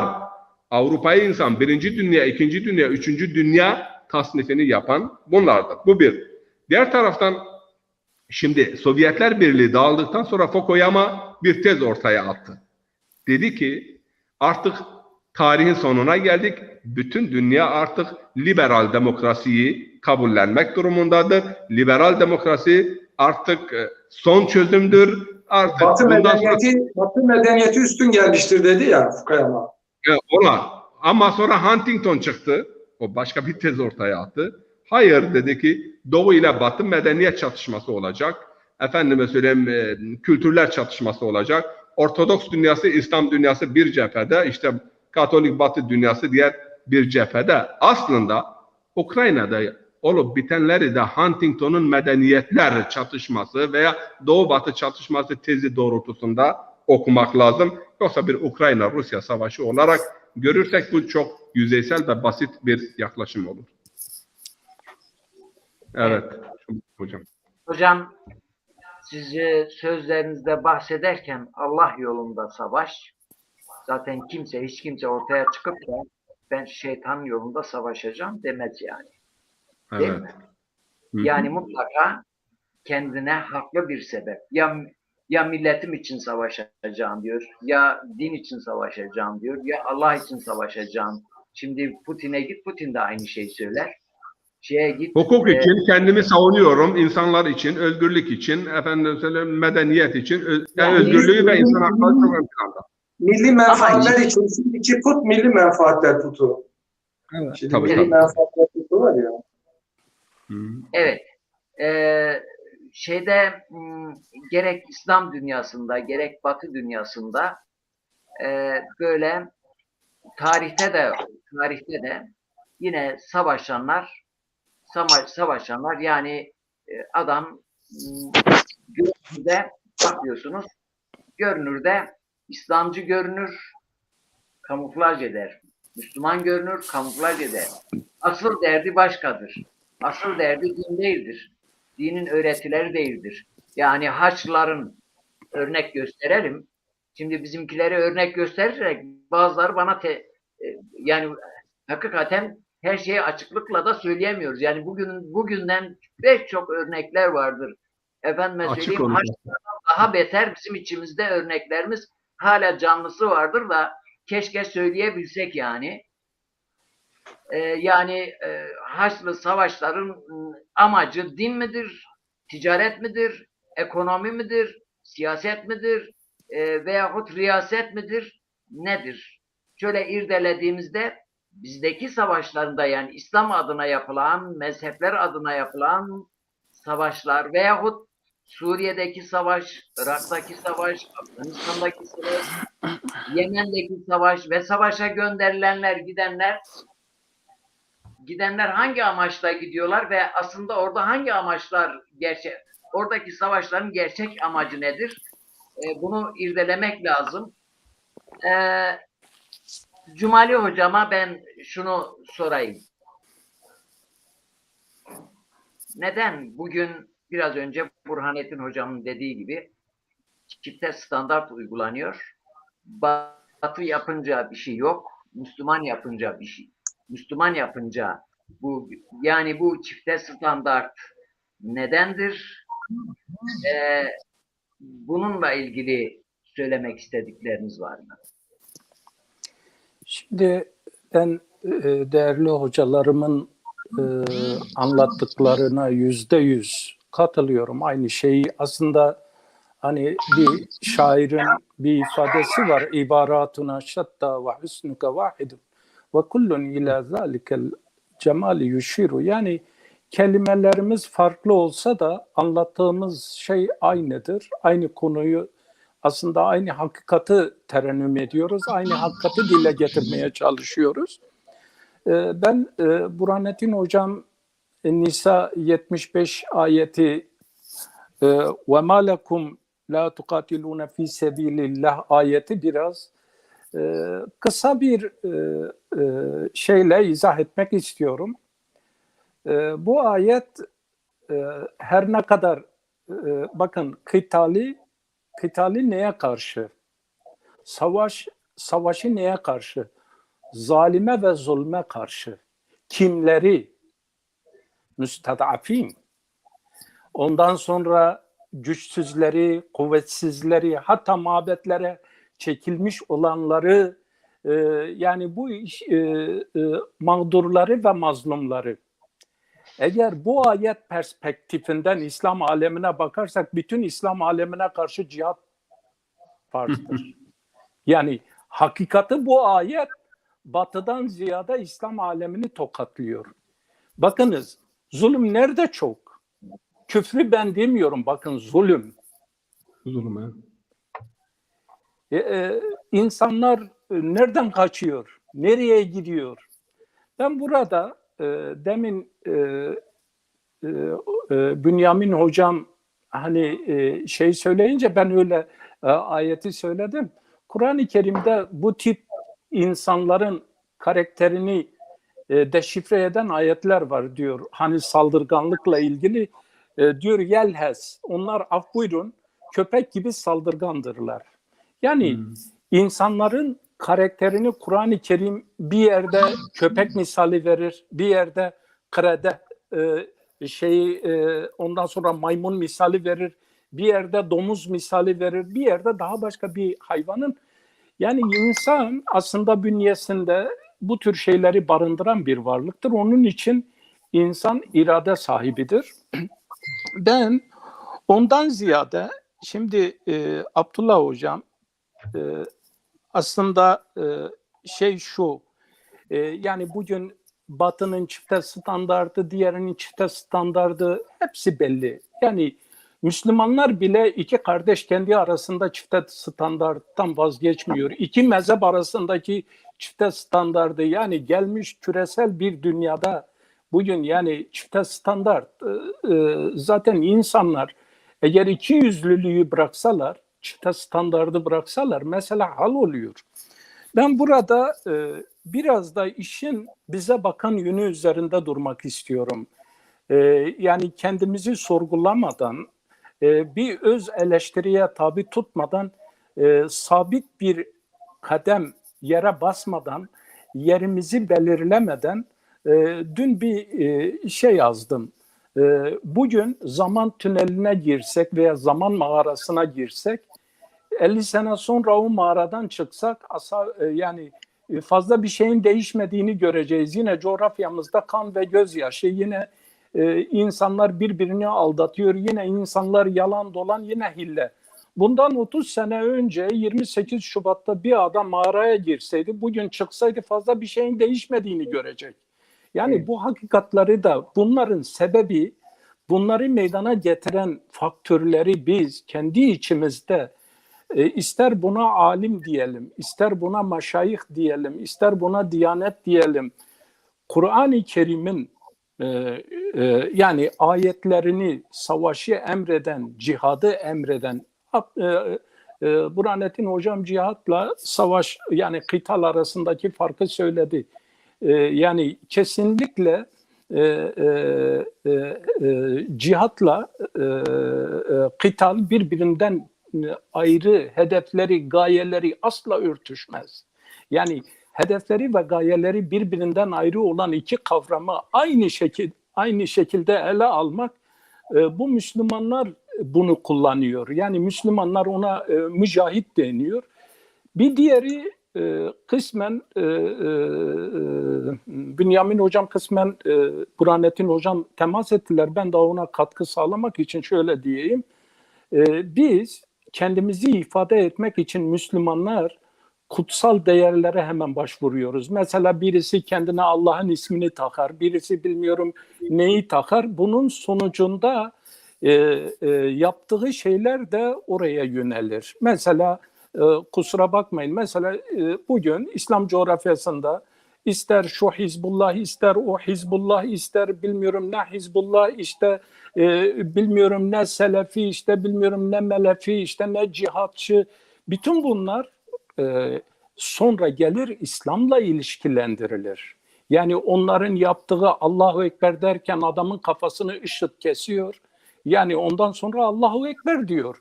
Yani buna karşı gerçekten ne Diyanetinden tutun ne diğerlerine kadar oturup da bunun üzerinde Boko Haram'ın yaptığını veya diğerinin yaptığını ciddi olarak bu bizden değildir, bunu biz reddediyoruz, böyle bir fetva verildi mi? Yani sakıza fetva veren Diyanet yani bu tür adamın katlına demek ki o kadar önemli değil. Yani şiddete varan mesela eylemlere bu hususlarda, yani insan şunu yaparsa işte fetvası vardır, bunu yaparsa. Burhanettin Hocam orada bir hakikaten nokta bastı. Müslümanlar Kur'an-ı Kerim'i önüne alıp ve ondan sonra da fıkhın ekseriyetini de önüne alıp, bu hususta hadisleri önüne alıp, bunları sahih hadis ve ayetler ve fıkhın da hakikaten icma dediği, kıyas dediği meseleleri önüne alıp, bunları değerlendirerek çağın, zamanın zorlayıcı şartları karşısında bunları tahlil etmeden herkes havanda su döver. Yani kusura bakmasınlar, bu sadece böyle batıya taş atmakla, yani batı yarın gelir yine akılsızları yine başka şekilde kullanır. Yani onu alır, çünkü kendisi kendine hakim bir insan değil. Ve ben şunu söyleyeyim, biz din olarak, bakın din olarak, acaba peygamberin hakikaten derdi, davası Allah'ın rızasını insanlara ulaştırmak mıydı, yoksa Mekke ve Medine'de bir saltanat kurmak mıydı? Eğer biz dini, iktidarı siyasi ve ekonomik olarak ele alırsak, mesele işte cihat da meşrulaşır, ondan sonra ne bileyim adam öldürme de meşrulaşır. Niye? Oraya geçmek için, orayı elde etmek için, o ganimeti elde etmek için. Yani bugün biz işte 1400 sene önce ganimeti, savaşa gitmeyi ganimet elde etme şeklindeki ayetleri de bugün ülkeleri o şekilde istila etme olarak anlarsak, bunlara yeni yorumlar getirmezsek, birisi birini cariye yapacak. Gittiler Irak'ta insanların kadınlarını aldılar, ondan sonra götürdüler, kadın pazarlarını kurdular. Boko Haram onları başka yerlere pazarladı ve bütün bunlar adeta dinde yerini buluyor. Yani bunu biz her ne pahasına olursa olsun, ne siyasi bir kaygı, ne bir mezhep kaygısı, ne de bir ekonomik kaygı, ne de başka bir kaygı taşımadan konuşmamız lazım. Yoksa bunlar konuşulmadığı zaman biz şu anda ben bitireyim. Kaygı taşımadan konuşuyoruz. Ben sadece şunu arz edeyim, bitireyim. Biz dedik ki bu sorunun tek bir nedeni yok. Birçok sebepleri var, nedenleri var. Kusura bakmazsanız ben hemen acele olarak onlara Hocam, geçeyim. Hocam son cümle olsun. Evet, evet. Mesela bunların sömürgeciliğin etkisi bir. İkincisi mesela Müslüman azınlıklara yapılan zulümler. İki, devletlerin zayıflığı. Üç, mesela rejimlerin otoriterliği. Diğeri mesela bir petrolün paylaşım meselesi, ekonomik krizler ve genç nüfusun artması. Diğer taraftan da maddi sebepler yanında fikri sebeplerin radikalizme kayması, bunu önleyecek olan yine öndeki insanlardır. Tabii ki bu fikirde net fikirler beyan edecek ve ondan sonra da diyecek kardeşim senin yaptığın bu İslam aleminde bu nedenleri ben saydıktan sonra bunlar her birisi ayrı üzerinde durulması gereken nedenlerdir. Bunlar sadece böyle söz olarak söyledim. Bunları kendimiz konuşarak meseleleri çözmek için hakikaten insanlarımızı doğru bilgilendirmek, halen de dini iki tarafın kavgasına dönüştüren insanlar var içimizde. Yani bunu yapan insanlardan siz gelecek adına ilimde, teknolojide ilerlemiş bir Batı dünyasının çocuğumuzun eline bir iPhone vererek bizden koparabilir. Yani onun için biz hakikaten kendimizi bu hususta kimseye bırakmadan kendimizi sorgulamalıyız. Öz eleştiriye tabi tutmalıyız. Bu İslam alemi için iman kadar önemlidir, davası hocam. kadar önemlidir. Evet. Yani zaten bu amaçla biz savaş, Evet, evet. kıtal, cihat konularına bunun için konuşuyoruz. Aslında Evet. genel olarak İslam aleminin kendine öz eleştiri getirmesi konusu değil de cihat konusunu konuşuyoruz. Bünyamin Hocam, Evet. ben şu ayeti ekrana getirdim. Özellikle dinlerken bu ayete de dikkat çekmek istedim. Yani savaş Hucurat suresinde değil mi o? Evet. Hucurat 9. ayettir. Evet, 9. Yani bu yani savaşlar olduğunda gerek Irak Savaşı, gerek Suriye'de, gerek Yemen'de, gerek şurada kuzeyimizde Ukrayna'la Rusya savaştığında biz bu ayeti hiç Kur'an'ı okuyoruz ama bu ayet acaba bu savaşla ilgili yani bu ayet böyle temel prensip olarak karşımızda duruyor ama hiç bunu konuşmuyoruz.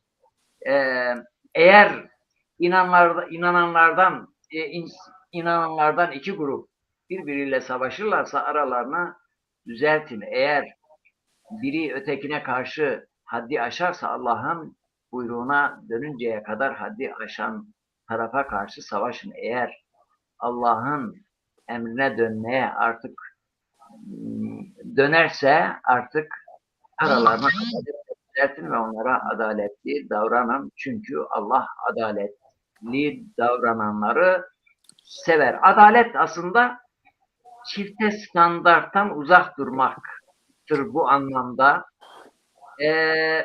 Demin konuşmacılarımız da söylediler. Olaylara bakışta bizim Batı'ya getirdiğimiz eleştiri, yani biz sadece kendimizi eleştirmiyoruz, Batı'yı da eleştiririz. Yani ben bazı konularda Cumali Hocama katılmıyorum. Yani dünyayı idare eden Batı'dır. Şu anda gündemimizi belirleyen Batı'dır. Yani aslında İslam'ın hiçbir doktrini şu anda dünyada esamesi okunmuyor. Savaşları çıkaranlar Batı'dır. Bu savaşı yönlendiren Batı'dır. Bu savaşçıları bulan Batı'dır. Bunun altyapısını oluşturan Batı'dır. Ve bizi idare edenler Batı'nın valileri konumundadır. Bunu bilmemiz gerekiyor. Ben Abdullah Hocam. Ve dolayısıyla evet zaten biz burada bu konuyu konuştuğumuzda biz acaba kendi doktrinimizi ne kadar doğru anlıyoruz? Bunu getiriyoruz ama dünyaya bakarken de Batı'yı eleştirmek de bizim hakkımızdır. Çünkü şu anda dünyayı yöneten Batı'dır. Dünyayı Müslümanlar yönetmiyor. Irak Savaşı'nı Müslümanlar mı çıkardı yani? Oturup eğri oturup doğru konuşacak. Irak Savaşı'nı hangi Müslüman çıkardı? Saddam'ı Irak'ın başına Müslümanlar mı getirdi yani? Efendim söyleyeyim, savaş aletlerini, o gücü Saddam'a veren Batı mıydı? Müslümanlar mıydı? İran'ın üzerine 10 sene savaştıran Müslümanlar mıydı? Kuveyt'e saldıranlar Müslüman mıydı? Suriye Savaşı'nı çıkaran Müslümanlar mıydı? Efendime söyleyeyim, böyle ortalıkta müdahil olanlar, onlar efendime söyleyeyim Amerika'dan güç almayıp Suriye'ye bakamazlardı bile. Bu nedenle Batı'nın bugün dünyayı idare etmiş şekline bizim eleştiri getirmemiz lazım. Yani sanki dünyayı Müslümanlar idare ediyor gibi hep İslam'a eleştiri getirmemiz de haksızlıktır. Ama biz Abdullah Hocam, evet. Abdullah Hocam biraz müsaade ederseniz bir söz hakkı doğdu. Evet. Ben bir şey yanlış anlaşılmasın. Ama gittiniz. Gittiniz. Ben de bir su içeyim vallahi. Ben de bir su içeyim. Şimdi Abdullah Hocam yanlış anlaşılmasın. Ben söylediklerinize %100 katılıyorum. Siz benimkine katılmasanız da ben sizinkine %100 katılıyorum. Şöyle ben ifade edeyim. Savaş bizim tarlada. Benim 2 kardeşim silah almış birbirini vuruyor. Şimdi hakim hükmü neye göre verir? Silah kimin elindeyse kim kimi vurduysa ona göre verir. O bana söyledi git onu vur, kimse ona bakmıyor. Ulan aklım yok muydu? Savaş bizim memlekette oluyor. Silah kimin elinde, kim kimi vuruyor? Ondan sonra da mahkemeye gitsek diyecekler ki ya hakim diyecek delil bu. Silahı sen kullandın ama silahı Amerika bana verdi ama Rusya verdi. Ulan senin aklın yok mu, silahı sen kullanıyorsun? Evet hocam. Benim demek istediğim bakın. Ama burada bir de azmettirici var. Bakın azmettirici ya azmettirici o da ceza yer, o da yer. Bak azmettirici bugüne kadar yakalanmamış. Doğru. Azmettiriciler bellidir ama kimsenin gücü yetmiyor onlara. Gücü yetmiyor. Benim demek istediğim Avrupa'nın veya Asya'nın münafıkları, biz bir şeyi kaçırıyoruz. Münafık bu müşrikten, bu kafirden daha şiddetlidir. Üstad birini kafir olarak görüyor, birisini de münafık görüyor. Asya'nın münafıkları, Batı'nın kafir ve zalimleri. Hem kafirdirler hem de zalimdirler. Benim bunda miskal zerre bir şüphem yok. Ben şunu arz edeyim. Biz şu anda bazen öyle anlatırız ki kişiler artık din adına kendini sorgulamaktan vazgeçiyor. Diyor ki nasıl olsa bütün şeylerin sebebi Avrupalılardır. Niye? Kimse artık kendi cephesinde bir sorgulama, bir yanlış yapanı, herkes bundan bir şey görerek işte biz diyoruz diğer taraftan ya cihat şiddet dinde yeri var mıdır? Bunu artık Batı'ya karşı veya da Rusya'ya karşı veya bir başkasına karşı artık şiddet eylemini bu şekilde biz zeminini hazırlamış oluyoruz. Yani burada bakınız bir yerde ciddi bir kavga varsa, Müslümanlar da bunun içindeyse sonra o kavgada taraftırlar. İster Batı tarafı olsun, ister Doğu tarafı olsun. Sonra çıkıp deseler ki bizim dinimiz barış dinidir. Kimi inandırabilirler? İnandırıcı olabilir mi? Yani bir insanın eli kanın içinde. Ya ben şunu demek istiyorum. Şimdi bu kafir ve zalimlere karşı biz kendimize dönmediğimiz müddetçe inanın 50 sene sonra çocuklarımız aynı şeyleri konuşacak. Yani biz 70'leri bir düşünelim. Meselenin kaçta kaçını hallettik? Bugün Müslümanlar, kusura bakmayın dini demiyorum. Dinci görünenler acaba sorunlarını kendi diniyle kaçta kaç halletmişler. Ya kendi topraklarında parya olan bir din nasıl dünyaya hakim olacak yani? Kendi insanları tarafından bu din kabul görmüyor. Eğer bu hizipler, bu gruplar gerçekten dinin şemsiyesi altına girseler, dinin temel prensiplerini kabul etseler ve ona göre de adım atsalar, inanın ben fazla demeyeceğim. Hani derler arılar olmasaydı insan ancak dünyada 4 sene yaşayabilirdi. Ben de şunu iddia ederim. Eğer o şemsiyenin altına girseler 4 sene ancak bunların ömrü olur, yani yaşayamazlar. Çünkü neden? Biz aklımızı, biz vicdanımızı, biz izanımızı kullandığımız zaman, dinimize döndüğümüz zaman, dine dönüşün olduğu tarihi dönemlere bakıyoruz ki cihan hakimiyeti var. Yani ister şöyle, ister böyle, ister yani şu şekilde, ama onu kaybettiğimiz günden beri birbirimizi vurmadan, birbirimizi öldürmeden, tekfirden, yani düşünün bir 80'leri, bir 90'ları, yani o tekfir hareketler yani şimdi neye dönüştü? Nelere dönüştü? Onun için ben size bırak. Yoksa %100 ben de inanın hiçbir zaman yani böyle bir Batı hayranlığı, Batı tasvip etme, o şekilde görme asla. Fakat onu gördüğüm kadar bugün yani bu hizip ve grupların kendini şiddetle ifade etmeleri de en az Batı kadar tehlikelidir. Bunu o kadar görüyoruz. Evet hocam. Teşekkür ederim. Yani biz umudumuzu batılı değerlere bağlıyoruz ama orada biraz dikkatli olmamız lazım. Batılı değerler Batılılar içindir. Bizim 3. dünya ülkeler için değildir. Demokrasi, insan hakları, efendime söyleyeyim, güzel camlar 3. dünya ülkeler için değildir. Evet. Bütün ama şu da bir gerçek. Ben bir sözle söyleyeyim. Şu da bir gerçek. İslam coğrafyasından kaçanların hepsi batıya kaçıyor. Rusya'ya kaçsınlar, gitsinler, Çin'e gitsinler. Bugün bakın. Hocam, yani sistem bu şekildedir. Ucuz insan gücü oraya doğru kaçıyor. Bir nokta değineceğim, ondan mikrofonu verin Bünyamin hocama. Ben bakın Batı'nın en fazla üzerinde durduğu prensiplerden ve değerlerden birisi fikir özgürlüğü, beyan özgürlüğü. Şimdi Rusya'da Ukrayna'da savaş oldu. Biz bu savaşı lanetliyoruz baştan beri. Ama bu arada çok büyük bir bilgi kirliliği var. Bu her tarafta ifade ediliyor. Batı ilk olarak ne yaptı? Rusya'nın Avrupa'daki bütün kanallarını kesti.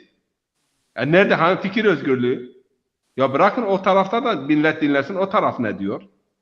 Yani 3-4 tane televizyon kanalı vardı, Rusya Today filan şu bu. Hepsini kapattılar. Hani ya fikir özgürlüğü, düşünce özgürlüğü, herkes rahat kendisini ifade edebiliyordu. Bu bir. İkinci bir husus, bakın. Batı Müslümanları, Çeçenleri. Her iki cephede Çeçenler kullanılıyor. Her iki cephede de. Yani o tarafta Rusya yanlısı Çeçenler, Kadirov'un güçleri. Bu tarafta Dodayev'in torununun ve oğlunun örgütlediği Çeçenler. Yani eski hükümetin devrilmesinde de Çeçenler. Şimdi Suriye'den, buradan da yani götürüyorlar. Her iki tarafta götürüyor. Efendim mesela orada savaştırıyorlar. Ama Cumali Hoca'nın işaret ettiği nokta, büyük alimlerimiz bu konuda niye bir görüş beyan etmiyorlar? Ya bu savaşa biz müdahil olmayalım. Herhalde Suriye'deki gelişmelerden ibret almış olması gerek ki Katar'ın eski başbakanı şimdi İngiltere'de bugün bir güzel beyanatı vardı. Yani oradaki keşmekeş NATO ile Rusya arasındadır. Müslümanlar burada tarafsız kalsınlar. Yani şu tarafa ve bu tarafa meyil etmesinler. Tabii o mazlum Ukrayna halkına maddi, manevi, ahlaki ne kadar yardım, ama burada bir Doğu Batı yani kargaşasıdır. Bu konuda da müteyakkız olmalıyız. Ama 2-3 tane kavram var. Burada hep önümüze çıkarılıyor. Bakın. Bizim cihat dediğimiz olgu, hatta Mekke döneminde daha savaş ayetleri nazil olmadan Allah cihattan bahsediyor. وَاَقْسَمُوا بِاللّٰهِ جَهْدَ اَيْمَانِهِمْ لَاِنْ جَاءَهُمْ نَذِيرٌ لَيَكُونُنَّ اَهْدًا مِنْ اِحْدَى الْاُمَمِ. Yani kalplerinde ve derin cehd ve gayretle Allah'a yemin ettiler ki eğer bir peygamber gelse ona iman edecek taifelerden biri olacağım. Mekke ayetlerinde bir sürü cihad ayeti vardı ama orada da savaş izni verilmemiş. Cihad Almanlarda Heilige Holy War veya Heilige Krieg diyorlar. Mukaddes savaş. Bak bu batı kavramıdır. Mukaddes savaş. Haçlılar mukaddes savaş. İslam'da mukaddes savaş yoktur. Mukaddes savaş diye bir kavram bizim değildir. İkincisi Gottesstaat diye yani bir kavram şimdi İran için, Pakistan için Gottesstaat. Allah'ın hükümeti. Allah'ın hükümeti. Allah'ın hükümeti kavramı da Batı literatürüne ve Hristiyanlık ilahiyatına ait olan bir kavramdır. Fundamentalist. Yani bu da yine kilise efendime söyleyeyim sekülerleşmeye başladığı zaman protestanlarla katolikler arasında yani sürtüşme olunca temel prensipler en azından kalsın bunlar üzerinde duralım. Yani 3 tane bugün kavram var bize karşı kullanılıyor. Sanki bizim malımızmış gibi biraz uyanık olmalıyız. Bu kavramların hiçbiri bize ait değildir. Ama bize mal ediliyor ve onun üzerinden bize saldırılar yapılıyor. Bu açıdan efendime söyleyeyim burada yani bu çifte standartlar yoksa ben buna da katılmıyorum. Biz hep yani komplo teorisiyle gidiyoruz. Burada Cumali Hoca'ya katılıyorum. Komplo teorisi hep suç başkalarınındır. Allah aşkına yani Afganistan'dan tutun, Suriye'den tutun yani bu Batı menfaati için mücadele eden grupların örgütlenmesinde, para toplatılmasında yani hiç bizim payımız olmadı? Hep Batı mıydı? Hiç fetva verilmedi. Hiç camilerde hitabeler yapmadı. Ve bu şiddetten bugün hepimiz zarar görüyoruz. Ama 4 sene önce, 5 sene önce ben Avrupa televizyonunda bunu konuştum. Bak bu camilerde şimdi propaganda yapılıyor. Ama yarın bunlar hepsi terör grubu ilan edilecekler. Yaptıklarınızdan pişman olacaksınız. Ve o noktaya geldi. Bir gün mücahit yapıyorlar, ertesi gün terörist yapıyorlar. Bakın bir örnek daha vereyim. Açık örnek. Bin Selman'a ben bunu 2 kulağımla dinledim. CNN Bin Selman'la konuşuyordu. Bu Muhammed Bin Selman. Niye bu gruplara silah veriyorsunuz? Niye bu Selefileri destekliyorsunuz? Afganistan'da, burada, şurada. Adam döndü dedi Amerika bizden bunu istemiştir. Ve şimdi dedi terör listesini al, bize terör listesini aldık ve şimdi de yani bütün imkanlarını. Ya Kardavi neredesin o zaman? Diğerleri neredesiniz? Bir gün mücahitsiniz, ertesi gün teröristsiniz. Çünkü dini müessese, din alimleri, kendileri mustakil olmayınca, mustakil hareket etmeyince, siyasetten beslenince, devletten maaş alınca mustakil hareket etmez, dini de kirletir, imanı da kirletir, ahlakı da kirletir. Bakın size bir örnek daha vereyim. Bir hırsız meselesi yani bir espri. Hırsızın biri gidiyor, bakıyor ki yani bir yerde yani bir küp görüyor eski işte adam birisi mecidiyesini parasını orada saklamış. Ve üzerine de ayet yazmış. Fallahu hayrun hafizan ve huve erhamur rahimin. Allah en iyi koruyucudur, o erhamur rahimindir. Adam bu küpü alıp eve gelince, açınca bakıyor ki Allah adam üzerine ayet yazmış. Hırsız. Ya diyor ki vallahi ben eğer bu parayı alsam ve bu küpü yerinde iade etmesem adam dinden de olur. Ben para hırsızıyım ama ben iman hırsızı değilim. Vallahi lazım billahi kerim bugün birçok insan iman hırsızlığı yapıyor. İslam hırsızlığı yapıyor. Yani o hırsızdan da daha aşağıdırlar. Ya bunu da görmek lazım. Yoksa hiçbir vicdan, hiçbir akıl eğer adalet var ise, eğer ilim var ise, eğer marifet var ise, eğer hak var ise, güzellik var ise, kemal var ise kimse bunlardan kaçmaz. Bunları makul bir dille takdim ettiğiniz zaman bütün gönülleri fethediyorsun ki peygamberler kalp ve gönüllü fethetmek, akılları konuşturmak için geldiler, boyunları fethetmek için değil. Evet. Evet. Allah razı olsun. Yani, tabii ki hocam demin bahsettiğiniz propaganda savaşın bir parçasıdır. Doğru. Yani televizyonlar da aslında savaşıyor, gazeteler de savaşıyor. Yani Putin savaşırken onun gazeteleri televizyonlar çağırıyor. Bunun karşısındaki Batı savaşırken sadece o meydandaki savaş tek değildir. Gazeteler, televizyonlar yani burada Müslümanların uyanık olması gerekir. Ve bu savaşların bir parçası, bir aleti konumuna gelmemek gerekir. Nitekim burada yani Orta Doğu'daki savaşlarda da biz o propagandalar neticesinde kime çalıştığımızı sonradan geri döndüğümüzde baktık. Vah, vah lemine vah diyoruz. Yani iyi niyetle bazı şeyler ama işin perde arkasına iyi bilmek gerekiyor. Ortada NATO'yla eski Varşova'nın bir savaşı vardır.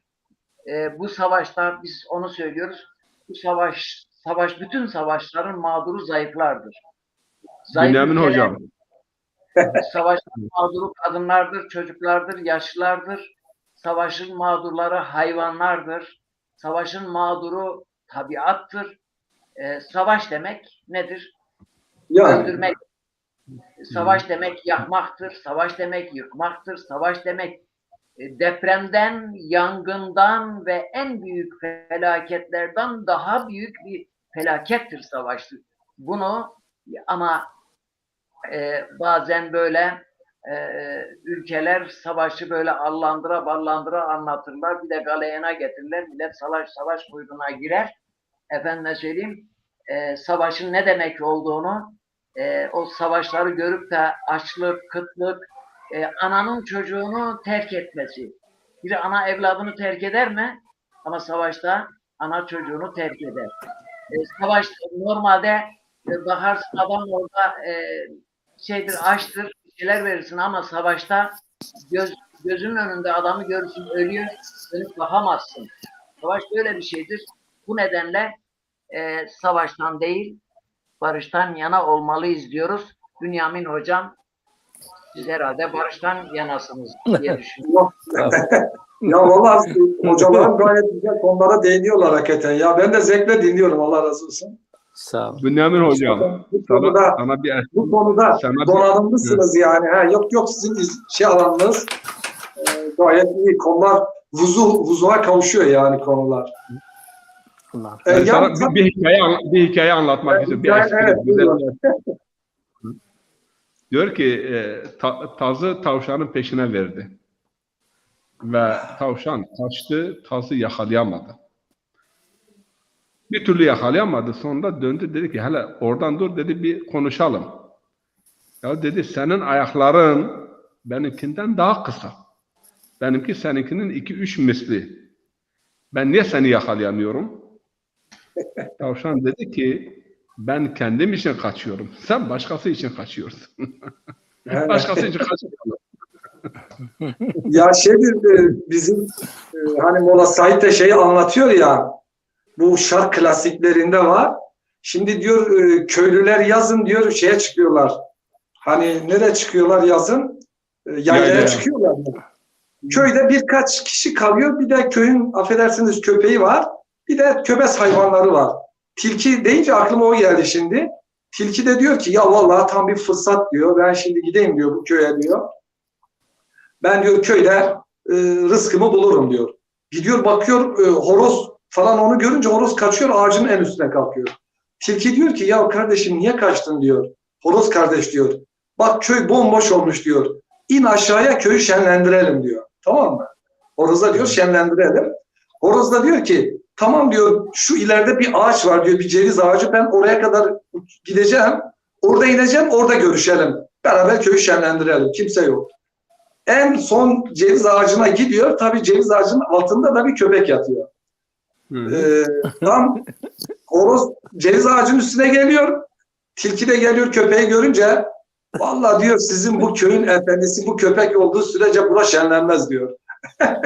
Şimdi adamlar yani şimdi biz İslam tarihinde de böyle bir şey buluyoruz. İbn-i Sebe'yi bulmuşuz. Bütün meseleleri ona yüklüyoruz. Halbuki varlığı yok yani böyle bir şey yok. Bu da belirsiz yani. Ama burada biraz dengeyi korumak lazım yani. Mesela Abdullah Hocam'ın da dediği gibi, Cumali Hocam ve sizin de dediği gibi bir tarafı görürken diğer tarafı da ihmal etmemek lazım. Yani bütüncül bakmak lazım. Hani Kur'an konuşmaz. Yani Kur'an'ı konuşturan insanların kendileridir. Dolayısıyla insanların kendilerine göre, kendi dünyalarına göre Kur'an'ı yorumlayabileceklerini tarih bize gösteriyor. Yani hakikaten ciddi yorumlar ve bu yorumlara dayalı olarak da birçok çarpışmalar, şiddet ve şeyler de olmuştur yani. kan da söz konusu olmuştur savaş. Dolayısıyla bizim Müslümanlar olarak şimdi bir şey ben görüyorum. İslam düşmanları, özellikle İslam dünyasını hedef alan düşünceler, bu bir gerçektir ki en küçük olayları da dinle ilişkilendirerek İslam'ı vurmaya çalışıyorlar. Yani bu bir gerçek. Bunu görmeliyiz öncelikle. Yani Batı'nın kendisinin körüklediği, arkada çok güzel örnekler verdiniz. Hani saymamıza da gerek yok. Bosna'dan tutun, Irak'tan, Suriye'den tutun, Vietnam'a kadar, Kamboçya'ya kadar, yani onların dünyasına kadar hani emperyalist, çıkarcı, küresel sermayenin veya işte emperyalist güçlerin bir şeydir yani, müdahil oldukları bir alandır. Ama ben bir gazete şeyde de görmüştüm. Ya dedi ki siz Saddam gibi insanlar yetiştirirseniz biz de müdahale etmek için iyi bir bahane buluruz. Yani tamam, bir yandan biz görelim, doğru, Batı'nın her fırsatta, hatta üstadın tabiriyle Asya münafıkları, Avrupa zalimleri diyor. Yani bu kutuyla Emut'tan başka elimizde bir şey bırakmadılar diyor ya. Yani Asya'nın zalimleri var. Kadirov'un ben askeriyim, Putin'in askeriyim demesini gördünüz değil mi dün? Ben Putin'in en sadık askeriyim diyor. Yani çok ilginç de. Asya'nın münafıkı çıkabilir yani. Dolayısıyla iki tarafı da görmek lazım. Dengeli görmek lazım ve Kur'an'a bütüncül bakmak lazım. Eğer Kur'an öyle bir şey ki hani siz daha iyi bilirsiniz. Kendinize uygun bir yorum çıkarabilirsiniz. Ebu Cendel'i, Hudeybiye'deki Ebu Cendel'i, Ebu Busayr'ı örnek alabilirsiniz. Dağda bir gerilla da kurabilirsiniz. Hani Resulullah'ın bir hadisine dayanarak. Çok ne kahraman bir adam. Keşke yanında birkaç kişi daha olsa. Ebu Cendel miydi Burhanettin Hocam? Ebu Cendel'di değil mi? Yani esaretten kaçıyor. Hudeybiye anlaşması gereği Peygamberimizin vermesi gerekiyor. Ama bir biçimde yine kaçıyor Mekke'den. Geliyor, yolda Resulullah'a kavuşuyor Hudeybiye şeyinde. Resulullah'a kavuşuyor, diyor ki ya Resulullah ben kurtuldum geldim. Resulullah da diyor ki ben diyor demem diyor yani ahde anlaşmamız böyle. Başka yere. O zaman şey diyor yani teslim ediyor ama onları bir biçimde öldürüyor, kaçıyor daha biliyorsunuz. Ve Mekkelilere kan kusturuyor, Kureyşlere. En son onlar pişman oluyorlar. Resulullah orada diyor ki ya ne kahraman bir adam. Keşke yanında birkaç kişi daha olsa. Şimdi Resulullah'ın bu sözüne baksanız ya bir gerilla da kurmanız mümkün yani. Gerillayı görüyor. Şimdi dolayısıyla İslam dünyasında kendisiyle yüzleşmesi gerekiyor öncelikle. Bizim hangi hatalarımız var ki, ne tür eksiklerimiz var ve biz İslam'ı neden hayata pratize edemiyoruz? Bunu çok iyi irdelemesi gerekiyor. Ve acımasız bir şekilde irdelemesi gerekiyor. Ancak bir yandan irdelerken Avrupa zalim ve hainlerinin de hoşuna gidecek şeylerden de kaçınmak lazım yani mesela. Ben diyor şeyin hatırı için diyor Enver Paşa'ya vurmam diyor mesela. Yani şimdi Avrupa Yunan Venizelos'un diyor hatırı için diyor ben Enver Paşa'ya vurmam diyor yani. Halim Paşa'yı etmem diyor. Ben kendi içimde bu meselemi hallederim diyor. Yani şimdi biz İslam dünyası olarak çarpık bir düzenle iç içe yaşıyoruz. Hani Abdullah Hocam'ın da vurguladığı bir şey var. Sanki İslam hakim de tüm yapılanlar İslam'a mal ediliyor. Ya zaten Müslümanlar da kendi ülkelerinde paryalar yani. Biz dolayısıyla bir çarpık rejimin içinde yaşıyoruz. Çelişkiler içinde yaşıyoruz. Birçok İslam ülkesinde yönetimler dindar yaşayan insanların hayatlarına baskı kurmuşlar. Dini yaşamalarının önünü tıkamışlar. Dini camilere hapsetmişler. Dini dar bir alana sıkıştırmışlar. Dinin sosyal görünürlüğünü, dinin siyaset alemindeki söyleminin önünü kısmışlar. Dolayısıyla buradaki tepkiler de elbette kendine özgü olacak. Yani biz kendimizi bu anlamda bir görmeliyiz. Sorgulayabilmeliyiz. Ama Batı'nın çirkin yüzünü de görebilmeliyiz. Ben şiddet eylemlerinde yapılan araştırmalarda şunu tespit ettim. Dünyadaki şiddet ve saldırganlıklarda, savaşlarda, savaş daha global düzeydedir. Savaş çok farklı faktörlere dayanır. Tamamen çıkar ve emperyalist oyunlar vardır savaşlarda. Ama bireysel düzeyde, insan insana ilişkilerde, lokal düzeyde şiddet ve saldırganlık, kadına yönelik, canlıya yönelik, diğer insana yönelik, sokak çatışmaları düzeyinde olsun, intihar eylemleri düzeyinde olsun. Bunların arkasında ki faktörler arasında sadece din değil, dinin dışında birçok etmenlerin olduğu ortaya konmuştur yani. Mesela alkol ve uyuşturucu inanılmaz düzeyde etkilidir. Yani mesela günümüz dünyasında şiddet ve saldırganlıkta büyük oranda tetikleyen faktörlerden biri de medyadır yani. Medya gelmektedir. Yani özellikle kitle iletişim araçları ticari amaçla bu işi ne yapıyorlar? Kullanıyorlar yani. Ben bugün duydum işte benim bir torunum var, ellerinizden öper. Daha 4 yaşında. Şimdi gece artık sayıklıyormuş. Bu süper kahramanlar dizisi var çocuklara yönelik. Baykuş kız, kedi var, bir de kertenkele var, işte şey var bir de. 4 tane süper kahraman var. Bunlar hep savaşıyor. Çocuk şimdi öyle o şiddetinle bütünleşmiş ki bir de ben de bir eğitimci olarak ona gelmişti, hediye olarak da örümcek adamı almıştım. Yani örümcek adam maskesiyle almıştım.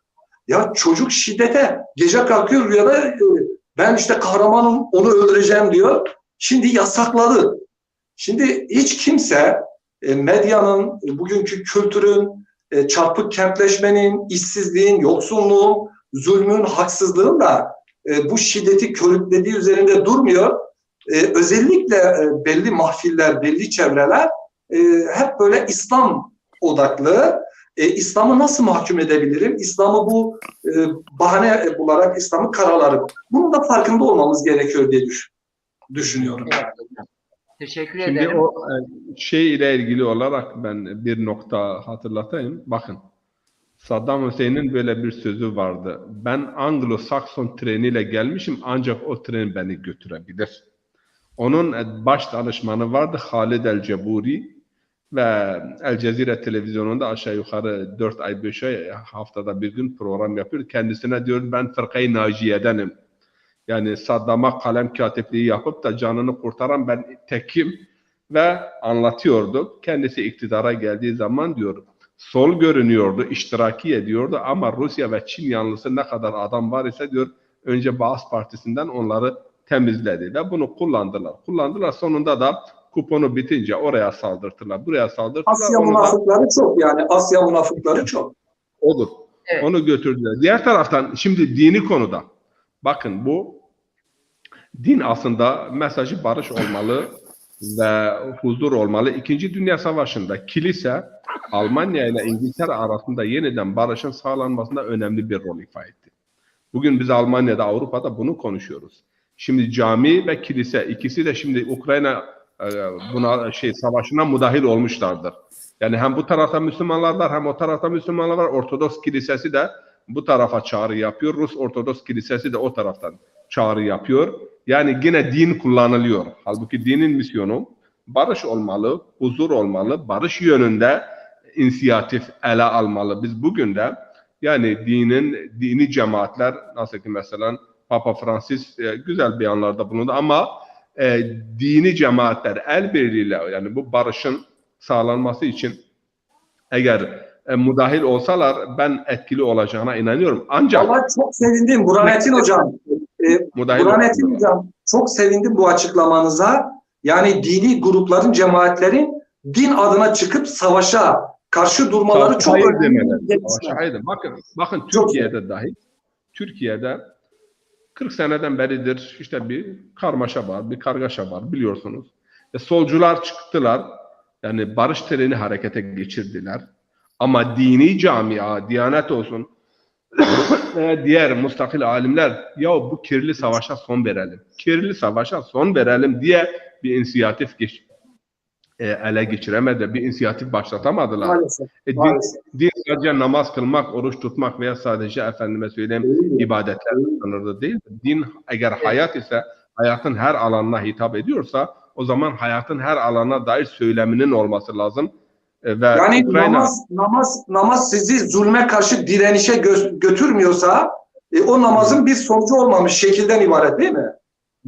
Doktor Ali Şeriati'nin bir sözü var. Diyor bir yerde ateş, yangın var ise birisi sana diyor haydi gidip namaz kılalım o zaman ondan. Camiye davet ediyorsa ben... O diğer tarafta yangın var. Orada bir sıkıntı var. O uyuşturan bir dindir. Aynen öyle maalesef. Evet Valla Abdullah hocam. Müslümanların çok ciddi problemleri var. Ya güzel taraflarımız zaten var. Hani biliyoruz. Çok Ama ciddi bir güzelliğini çok. sorgulamamız gerekiyor. Öze dönüş diyoruz ya inşallah ya. Kur'an'ın hakikatiyle yüzleşip yeniden silkelenmemiz gerekiyor böyle bir. Doğru. Aynen öyle. Değerli Abi. hocalarım, değerli izleyicilerimiz, dinin şiddet bağlamında kullanılmasındaki çelişkiye bakış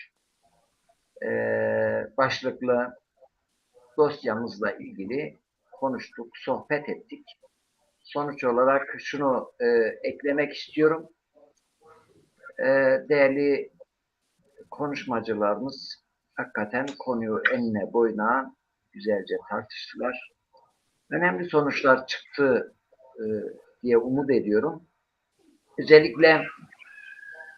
Özellikle Bünyamin hocamın Ebu Cendel hatırlatması da çok yerinde ve çarpıcı bir örnek olmuştur. Tabii Bünyamin hocam başka bir bakış açısıyla baktı ama onun bir de diğer bakış açısı var. Ebu Cendel hadisesi şu tarihte benzeri olmayan bir örnektir. Yok. Şuna örnektir ki en kötü barış en iyi savaştan daha iyidir sonuçlar itibariyle.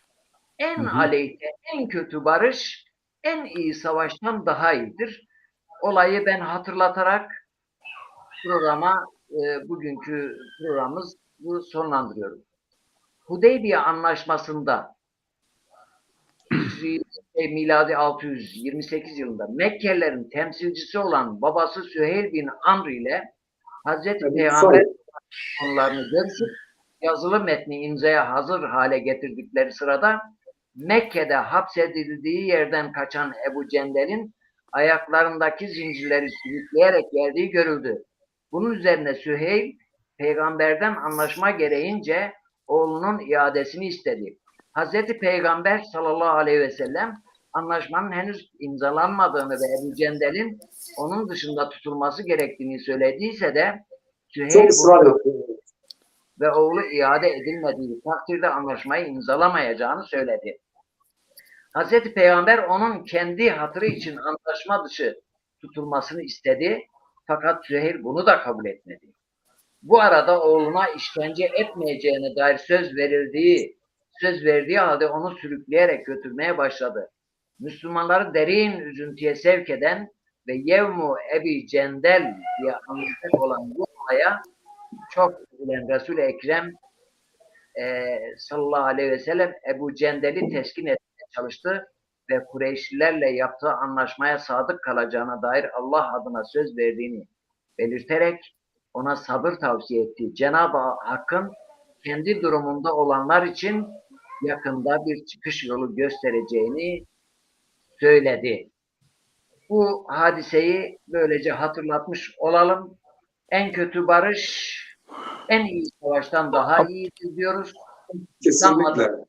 Bu olayı bütün dünyaya buradan duyuruyoruz ki sesimiz bütün dünyaya gidiyor. Evet. Evet. Cumali Hocam bir şey söylesin. Ben de bir cümle söyleyeceğim. Evet. Yani gerek Rusya'ya gerek Ukrayna'ya buradan bizim çağrımız şudur. Her iki taraf için de söylüyoruz. Barış diyoruz. En kötü barış en iyi savaştan iyidir diyoruz. Hudeybiye'deki Ebu Cendel olayını her iki taraf da göz önünde bulundurmalıdır. Abdullah Hocam, yani belki bazen insan meramı bazı kelimelerle tam ifade edemiyor.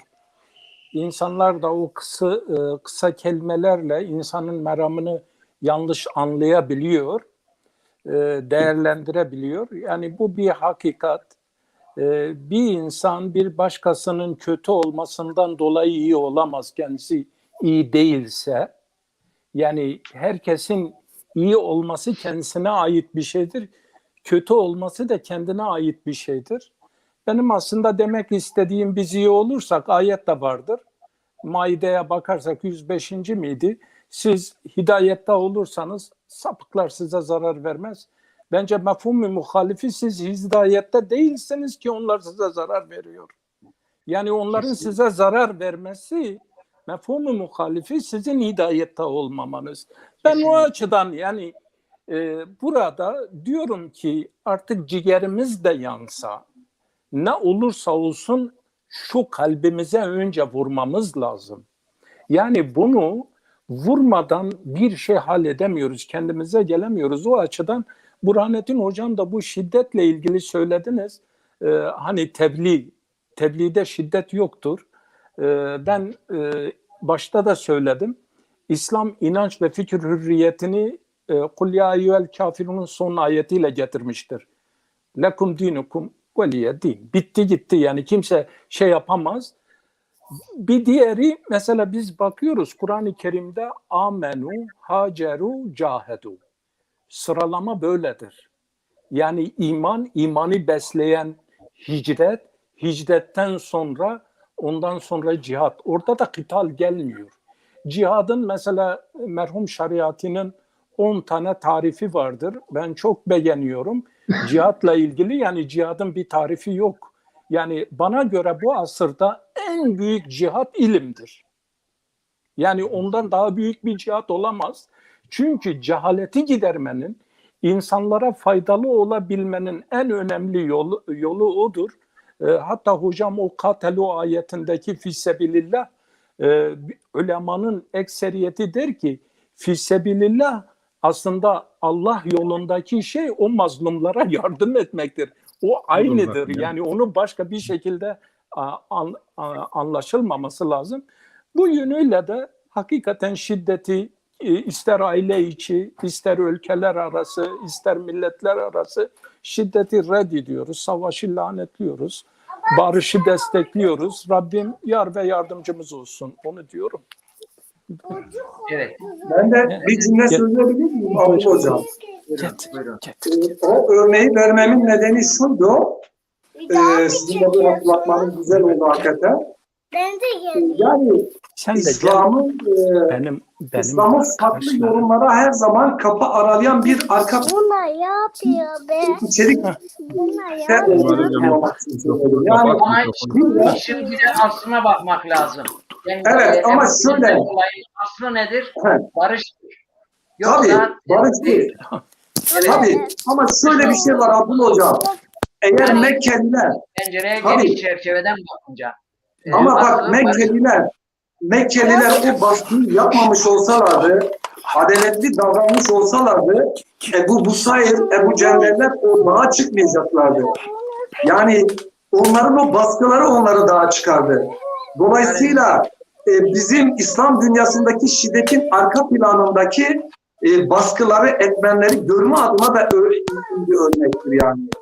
Onların bu zulmünün sonucunda, bu haksızlıkların sonucunda İslami kesim, Müslüman toplum uç yorumlarla kendini ifade etmek durumunda kalmış. Yani mesela Afganistan'da Taliban Alev hareketinin de kökenine baksanız o köyden başlayan çıkan o hareket, talebeler hareketi yine İngilizlerin şeyi vardı, sömürgesi ve baskısının sonucudur yani. Evet. Teşekkür ediyorum. Gene şunu da hatırlatayım. Hazreti Peygamber sallallahu aleyhi ve sellem'in hayatı Kur'an'ın açıklamasıdır. Özellikle tevatüren gelen hadiseler, Bedir Savaşı, Uhud Savaşı, Hendek Savaşı, İslam'ın cihatla ilgili anlayışına en güzel örneklerdir. Üçü de savunma harbidir. Üçü de Medine'de vuku bulmuşlar. Üçüne de Mekke'den gelip bu İslam toplumunu yok etmek isteyenlere karşı Medine Müslümanlarının ve müttefiklerinin savunma harbidir diyoruz. Bunu da hatırlatıyoruz. İslam'ın cihat anlayışı açık, nettir bu konuda. Kafamızda bir muğlaklık, bir soru işareti yok. Ama maalesef yine Müslümanları, gençlerimizi özellikle kendi emellerine, kendi çıkarlarına alet etmek isteyenlerin amaçlarını gerçekleştirmek için Kur'an'dan cımbızla ayetin bir kısmını çekip bunların zihnini bozmalarına karşı Müslümanların, Müslüman alimlerin olması lazım. Her zaman İslam'ın hakikatlerini gür sedayla duyurmalarında Zaten fayda var. Abdullah Hocam tek hücum savaşı da Mekke'dir. Mekke'de barışla alınmıştır değil mi? Orada yani. Evet. Evet. Müslümanların hücumda olduğu tek savaş Mekke'dir yani. Ama Mekke'de Mekke'de savaş olmadı. Hayır, savaş olmadı. Onu da diyorum. Yani barış, İslam'ın barış dini olduğunun en büyük örneğidir yani. evet. Yani Mekke'nin fethi ile diğer fetihler karıştırılıyor. Gerçek fetih Mekke'nin fethidir. Diğer fetihlerin çoğu fetih değil, belki işgaldir. Yani fetihle işgal farklı bir şeydir. Fethe en güzel örnek Mekke'nin fethidir. Bunu da Mekke'nin fethine Tam bir peygamberi uygulamayı yansıtıyor. Tam bir peygamberi uygulamayı. her yıl dikkati çeken ve bu konuyu gündeme getiren Milli Görüş Teşkilatı'na da buradan yine teşekkür ediyoruz. Allah razı olsun. Seyircimiz Allah razı olsun Abdullah Hocam demiş. Tebrik ediyorum. Ebu Cendel olayı çok önemli bir gerçek. Manada anlayabilsek saygılarımla. Esselamu Aleyküm ve Rahmetullahi ve Berekatuhu. Bu mesajla bu selam aynı zamanda bizim de selamımız olsun. Ve Aleykümselam ve Rahmetullahi ve Berekatuhu. Allah'a emanet olun. Hayırlı geceler. Selam. Hayırlı geceler.